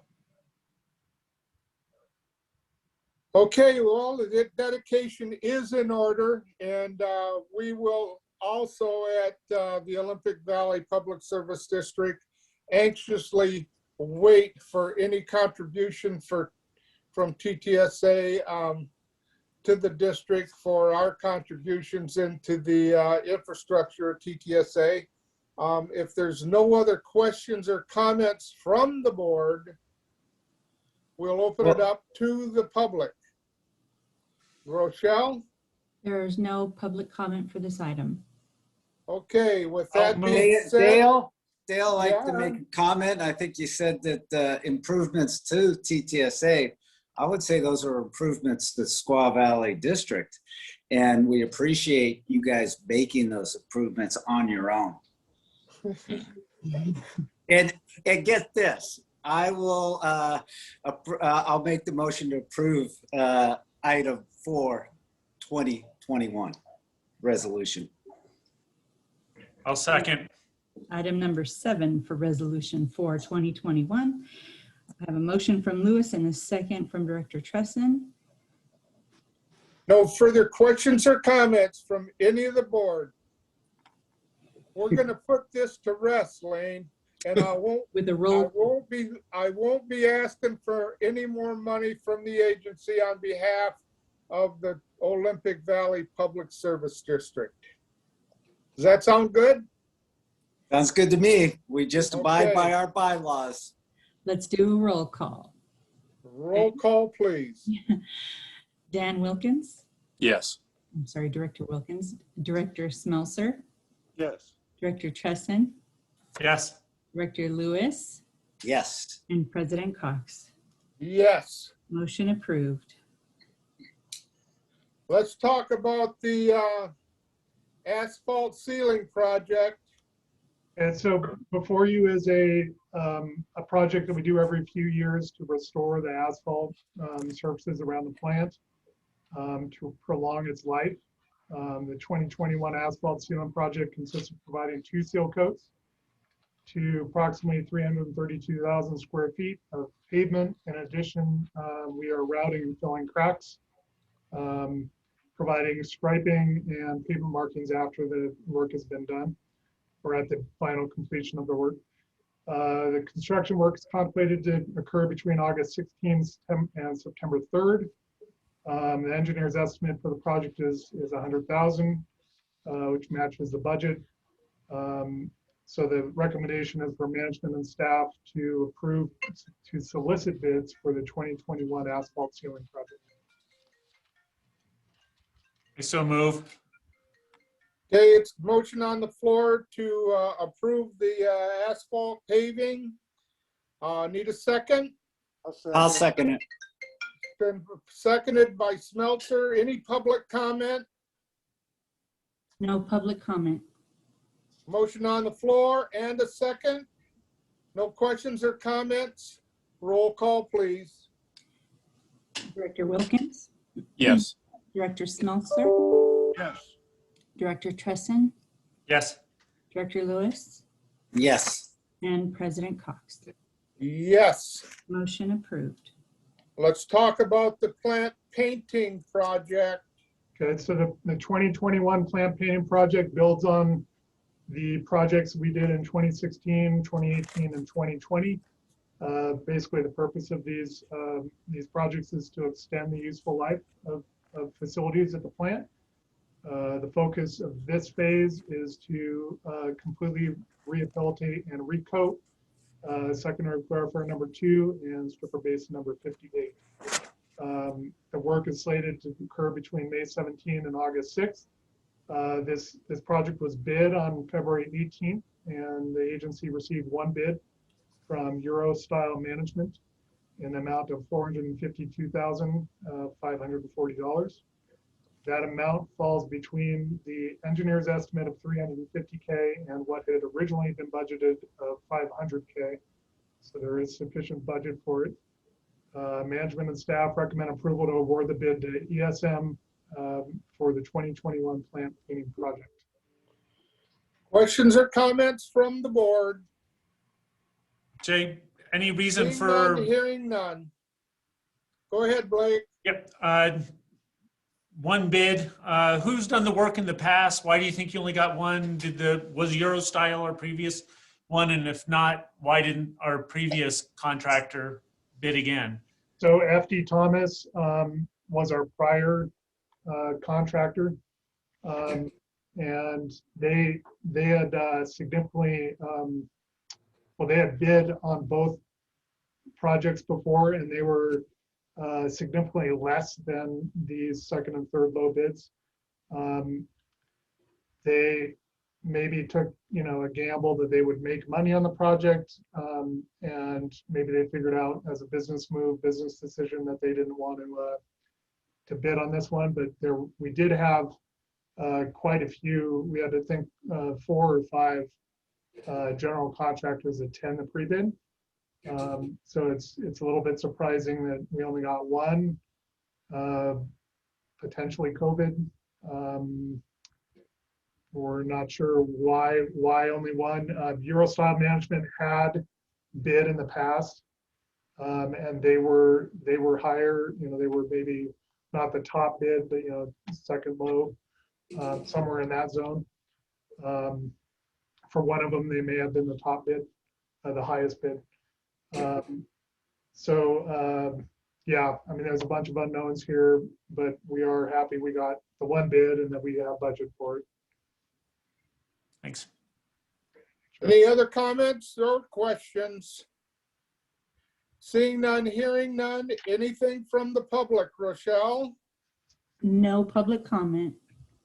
Need a motion to approve. I'll make the Wilkins. motion to approve. It's moved by Wilkins, seconded by Lewis. No further questions or comments. Roll call, please. Director Wilkins, Yes. Director Smelser, Yes. Director Tresson, Yes. Director Lewis, Yes. and President Cox. Yes. Motion approved. Let's talk about the chiller replacement project. And the chiller replacement project consists of installing new chiller for the admin building. The existing unit has reached the end of its useful life. The work is slated to occur between June 1 and June 7. This project was also bid on February 18th. One bid was received from Johnson Controls after having several parties attend our pre-bid meeting. So same kind of thing. We had many contractors attend, but we only received one bid. We found the bid responsive. The total bid is $76,596, and that's less than both the original budget of $150,000, and the engineer's estimate of $80,000.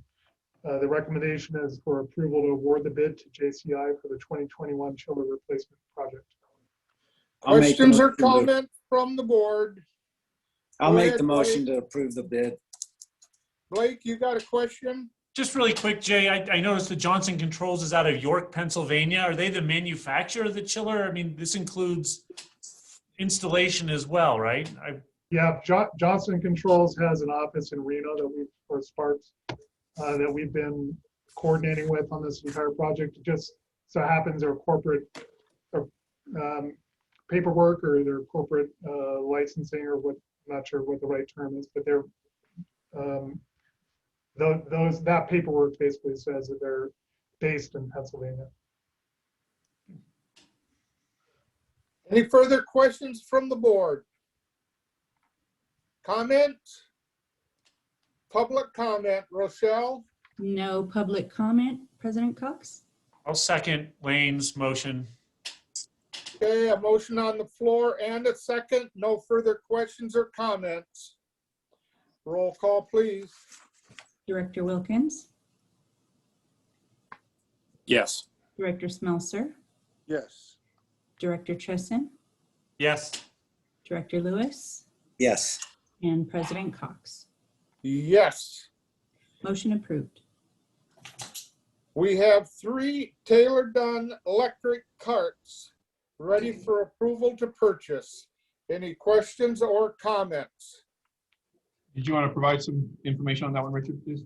Sure. Morning, President Cox and the Board of Directors. So before you is 3 additional electric utility carts, same as the 2 we bought last year.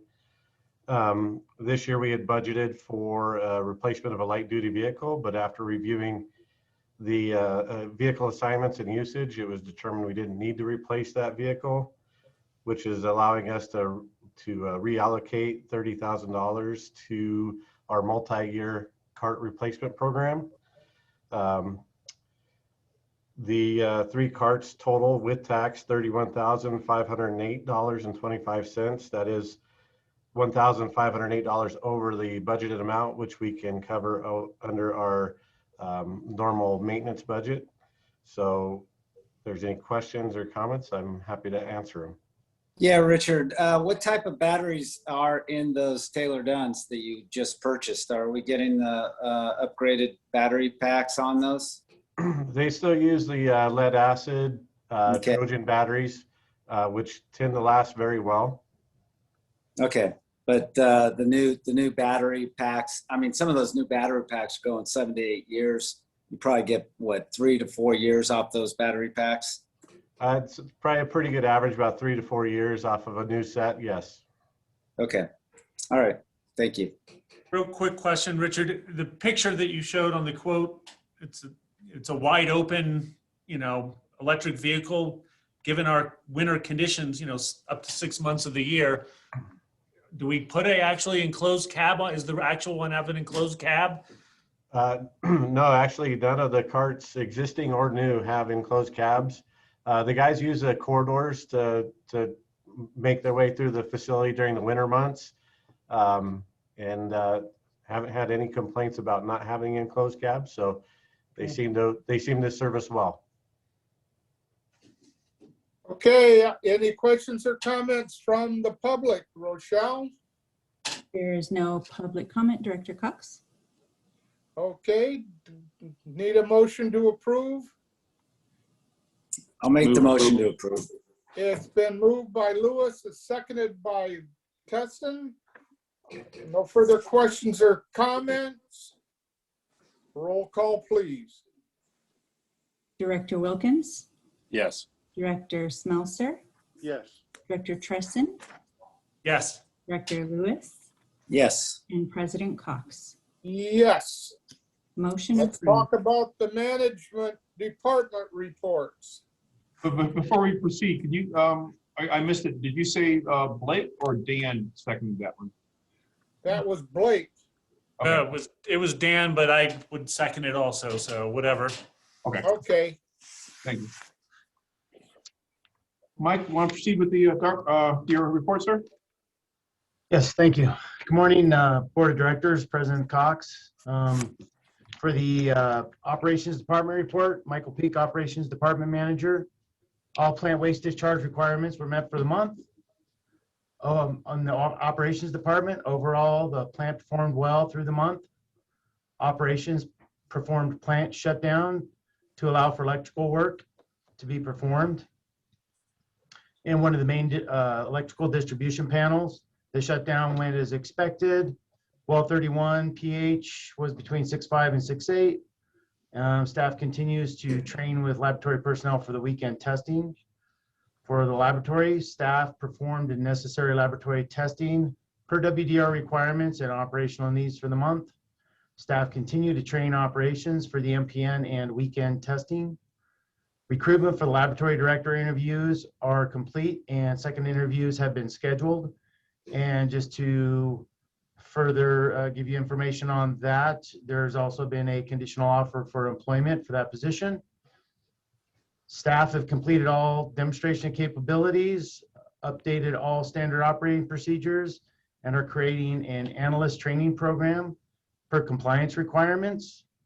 And to elaborate on that, I would like to apologize. I meant to put in the report the response to our corrective actions from ELAP. We do have it on our website, on our miscellaneous under TTSA corrective actions. There's a compliance assistance document and TTSA inspection report for your review. Basically, ELAP got back to us and they said that they have reviewed the material provided in the response to the notice of the violation in order to correct. No further action is required from the laboratory to comply with the order. So what this is saying is that we met their requirements and we didn't have to do anything else to comply with the violation corrections. So we've done what we needed to do to correct that. And we are still, again, laboratory staff are still working on bringing us up to date and getting us where we need to be on those matters. So again, good job to the laboratory staff. They're doing a great job. You can see that we have 11 completed work orders this month, 5 pending, and as usual, you can see the plant data shows that we were in compliance with our WDR. Any questions? Mike, do we have so is there a statement back from ELAP that says that we've met those requirements? And if so, why don't we post those on our website? Yes, and again, I'm sorry I didn't get it in this report. I'm going to put it in next month's, but it is on our website under our miscellaneous title, and it is labeled references in the response are as follows: a compliance assistant document and a TTSA inspection report. So the inspection report basically is what the ELAP inspector documented as he was going through the inspection. And then the assistance document just was ELAP telling us that they would assist us in any way needed to get us to be able to be compliant for ELAP standards. So that 124-page document that you sent to ELAP for corrections of procedures and things, SOPs are being done in an expedient manner, so we are continuing to comply with ELAP requirements and further ELAP requirements down the road. Yes, and actually we've completed the SOPs and demonstrations of capabilities and are working on other programs that we need to be in compliance with, like training and stuff like that. So okay, so the SOPs that have been done have been gone over with the lab staff, correct? The lab staff actually did the corrections and updates per standard methods and other means to get us where we need to be for the SOPs. Okay, thank you. So Mike, just to clarify, are we still under a notice of violation, or has that been rescinded or, stopped? There's still additional. We're no longer under a notice of violation. That's what that the compliance assistance documentation confirmed, that we had met all their requirements with the corrective action that we provided them. Thanks, Mike. Awesome. Yeah, if we could make a notice that to be a little more transparent as far as, I don't know where you put it on on the website, but it's good public information to put out there. And again, I will be adding it to the board packet next month, so it will be in for the operations report. It will be in there so everybody, you can see it. Again, it is on our website. Okay. Yeah, and just to reiterate, it's the miscellaneous information tab. Underneath that tab, there is a full category titled ELAP, which addresses the violation, our response, and then their response to our corrective action. It is on there. And additionally, I think when this report was written, the operation report, it is stated that the staff were creating an analyst training program. Correct me if I'm wrong, Michael, but I think they actually completed the preparation of that now. So they even went above and beyond what the report had stated. And that was just completed just recently. Yes. Okay, thank you very much for your report, Mike. What's up, Richard? Morning again. So for the month of February, maintenance was working with engineering on the digester upgrade, chlorine scrubber upgrade, and line feed system upgrades. We also kicked off the security camera installation project with the contractor. So that's ongoing. So I'll be updating you each month as that progresses.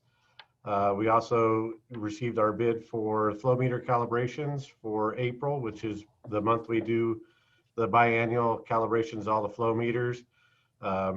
The contractor that was the bidder is the same contractor we've currently used over the last several calibrations, which allows us to have a third-party engineering firm come in and confirm the calibration work that we do.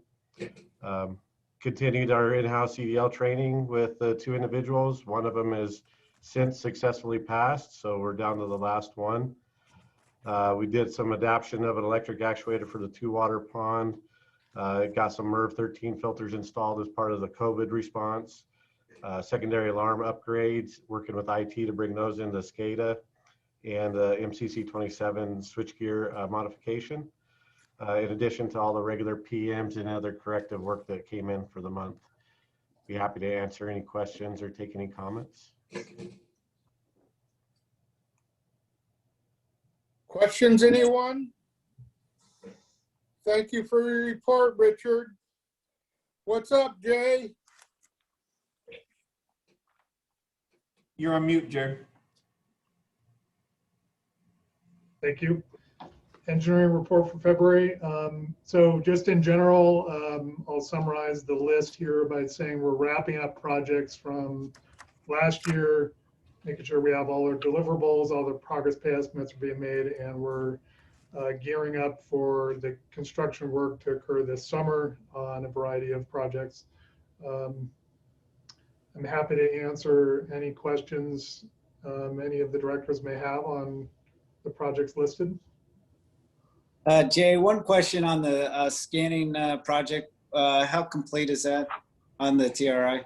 On the which scanning? Yeah. So yeah, there was a problem with the deliverable in that the vendor gave us a hard drive that had all the runs on it, but there were a few runs that they were not able to successfully produce some footage for. So we kicked it back to the vendor and said, he needs to complete either tell us that, he doesn't have that information, in which we just, don't pay him for that section, or he provides us with a complete deliverable. So we're getting close. I would expect that next month we'd probably pay out on that. Well, I hope we get the deliverable on that. I'd hate to have a section not be identified. How many, was there any work orders generated from that? And what was your impression of the wear and tear this time on that section of the TRI? So a couple things. One is going back to what you said about not having coverage. Our fallback is for this next year, this fall, we go back and get those sections. Okay. We pay on a linear footage basis. So, and they're happy to scan more for us than what the original contract showed. And then with respect to year, that's what our engineers do, is they look at the comparison of year defects. Nothing stood out that was like, oh my gosh, we gotta, this has really changed. And it's the way it's set up is that you do look year, but then overall you need to look back to many years ago. But overall, I'd say it's still in good shape. Okay. Yeah. No root intrusions anywhere. It's all good. Yeah, nothing where we need to really spend a whole lot of time doing. There's a few spots where there's some hairline roots coming down through the manhole, the barrel coming down to the pipe. But no, nothing to really talk about here. Okay, great. Thank you. Okay. Any other questions? Yeah, it was actually more a comment, and it has to do with the property discussion we had earlier. So thanks again for putting that together. Sure. If we could add the, on that exhibit, the map was very informative for me. If we could add the leasehold boundary areas on that map as well, just for our archives. The Tykert lease boundaries, is that what you're interested in? Tykert and School District. Tykert and School District. Okay. Yeah. No problem. And just, I'm not looking for another agenda item on it next board meeting, but if we could include those lease boundaries on an exhibit and just include that exhibit in the board packet. Yep. Next time as an informational piece, I think that's very useful information for me. Okay, no problem. Okay, no further questions for Jay? Bob, how is everything going over at IT? Good morning, directors. The IT department has been focused on our computer server infrastructure this past month. We will be launching our new plan information and SCADA information servers next week after final checks and testing on our newly configured project. We are continuing to assist engineering with their projects, providing timelines and IT responsibilities pertaining to the chlorine system process hazard analysis and the chlorine scrubber project. We have also been providing help with the line feed screw conveyor project, and to a lesser degree right now with the Headworks project. For operations, we continue with upgrades and modifications to the logbook web portal, which has been in operation for about 3 months now. With operations guidance, we are starting work on a daily batch reporting program for the running of the dewatering centrifuges. And finally, the IT staff attended a 2-day virtual hands-on training put on by the Industrial Cybersecurity arm of the Department of Homeland Security in early March. We are currently working on vetting out the information gathered and lessons learned and coming up with an implementation plan for our systems here at TTSA. Any questions? Seeing none, hearing none. General Manager's administrative report. All right, nothing much to add to the admin report other than just acknowledgement of Celeste Graves' efforts for the COVID relief package. She did a lot of work there, had to mend a lot of tables and do a lot of research. So I just want to make sure that you guys were effective. She's doing a great job in that department. That concludes the department reports. Going on to the general manager's report. I don't have much to add other than to acknowledge and thank the member districts for volunteering some of their staff to assist us in the recruitments by serving on a panel, on the interview panel. So I thank that. I thank the member districts for that. And again, just another acknowledgement for the laboratory. Again, they're stepping up, filling some of the shortcomings, and I think it's positive stuff that we're continuing to move this laboratory forward. Other than that, not much to add, gentlemen. Okay, any questions or comments on any of the administrative management team reports? Yes, we do have a public comment for the management reports from Pippin Mater. Go ahead, Pippin. Great, thanks guys. I just want to kind of ask a clarifying question.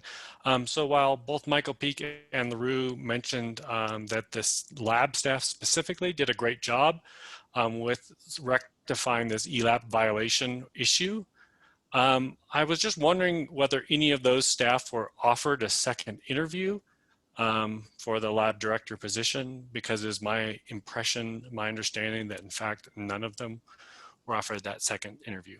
Thanks. Go ahead, LaRue. That's our HR matters, and I don't think that's appropriate to address here. It appears he's already received some information, so I do not think it's appropriate to respond. If you'd like to add on to anything different, Dick, feel free to. No, I concur, LaRue. Okay, that concludes the management team reports. We're going to go to board of directors comments. David? How's the weather up there?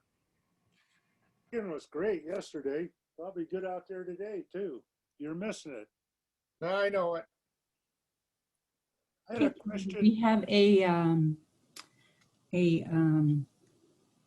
adjournment motion and second. Are we, I believe that's all we got. Well, I want to finish up with director's comments.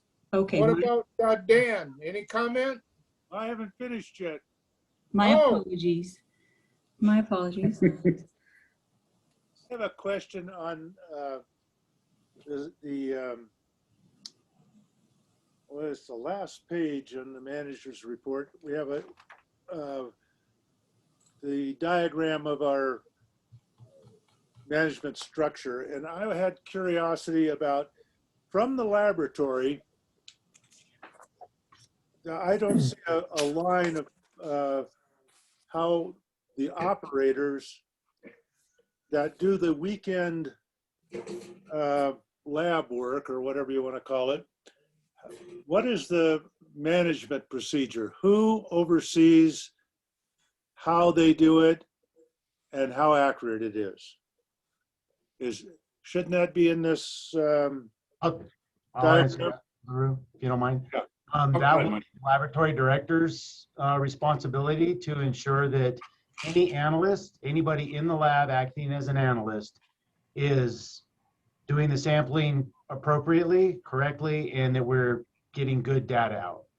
So as of right now, that is one of our chemist threes, who is the laboratory director, is responsible for that. And moving forward, whomever is in the laboratory director position will be responsible and will be supervising that work. Okay, that was my question, and you've answered it. But on this diagram, it doesn't show that that's. That will be in our quality assurance manual, which is basically the Bible for the laboratory. And it is already, I shouldn't say it will be, I should say it is already spelled out in our quality manual that is the hierarchy for the laboratory and any supervision and direction that's given in while doing sampling. Perfect. Thank you. Okay, Dan, any comments? None from me. Thank you. Blake? LaRue, can I request that, when time allows, that you guys give us a demonstration of the GIS and Lucity CMMS program? I'm just curious where you're at with that. And I know there's been a lot of investment in that, and be interested to see it. It's not a time critical thing, but as you guys are ready, I think I'd be interested in getting a demo. Okay, we'll coordinate with Richard and see if at an appropriate time. It may not be next month, but within the near future. Thank you. That's it. Okay, Lane? Yeah, I'd like to thank Vicki and Celeste for all that work that they did on the items previously on the agenda. And there again with TTSA, I encourage the more transparency we get, the better we look. We also need to get, everybody, we had up to 16 people respond on our Zoom site. And I'd encourage any of the ones that did want to speak up to do a written paper back to us so we have their information. So that way we can make better decisions too. So I just encourage employees, if there was other items that they wanted to talk about and didn't feel comfortable in doing that they can do it in a written form. Thank you. Okay, there are no further items to be discussed on this current March the 17th board meeting. There's no further questions, no further comments on any items previously discussed. I'll ask for a motion to adjourn. I'll make the motion to adjourn. Been moved by Lewis. I'll second. Seconded by Teresa. No further comments. Roll call, please. Director Wilkins, Yes. Director Smelser, Yes.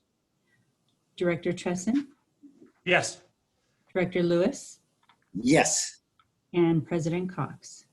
Yes. Motion to adjourn is approved, and the time is 11:55.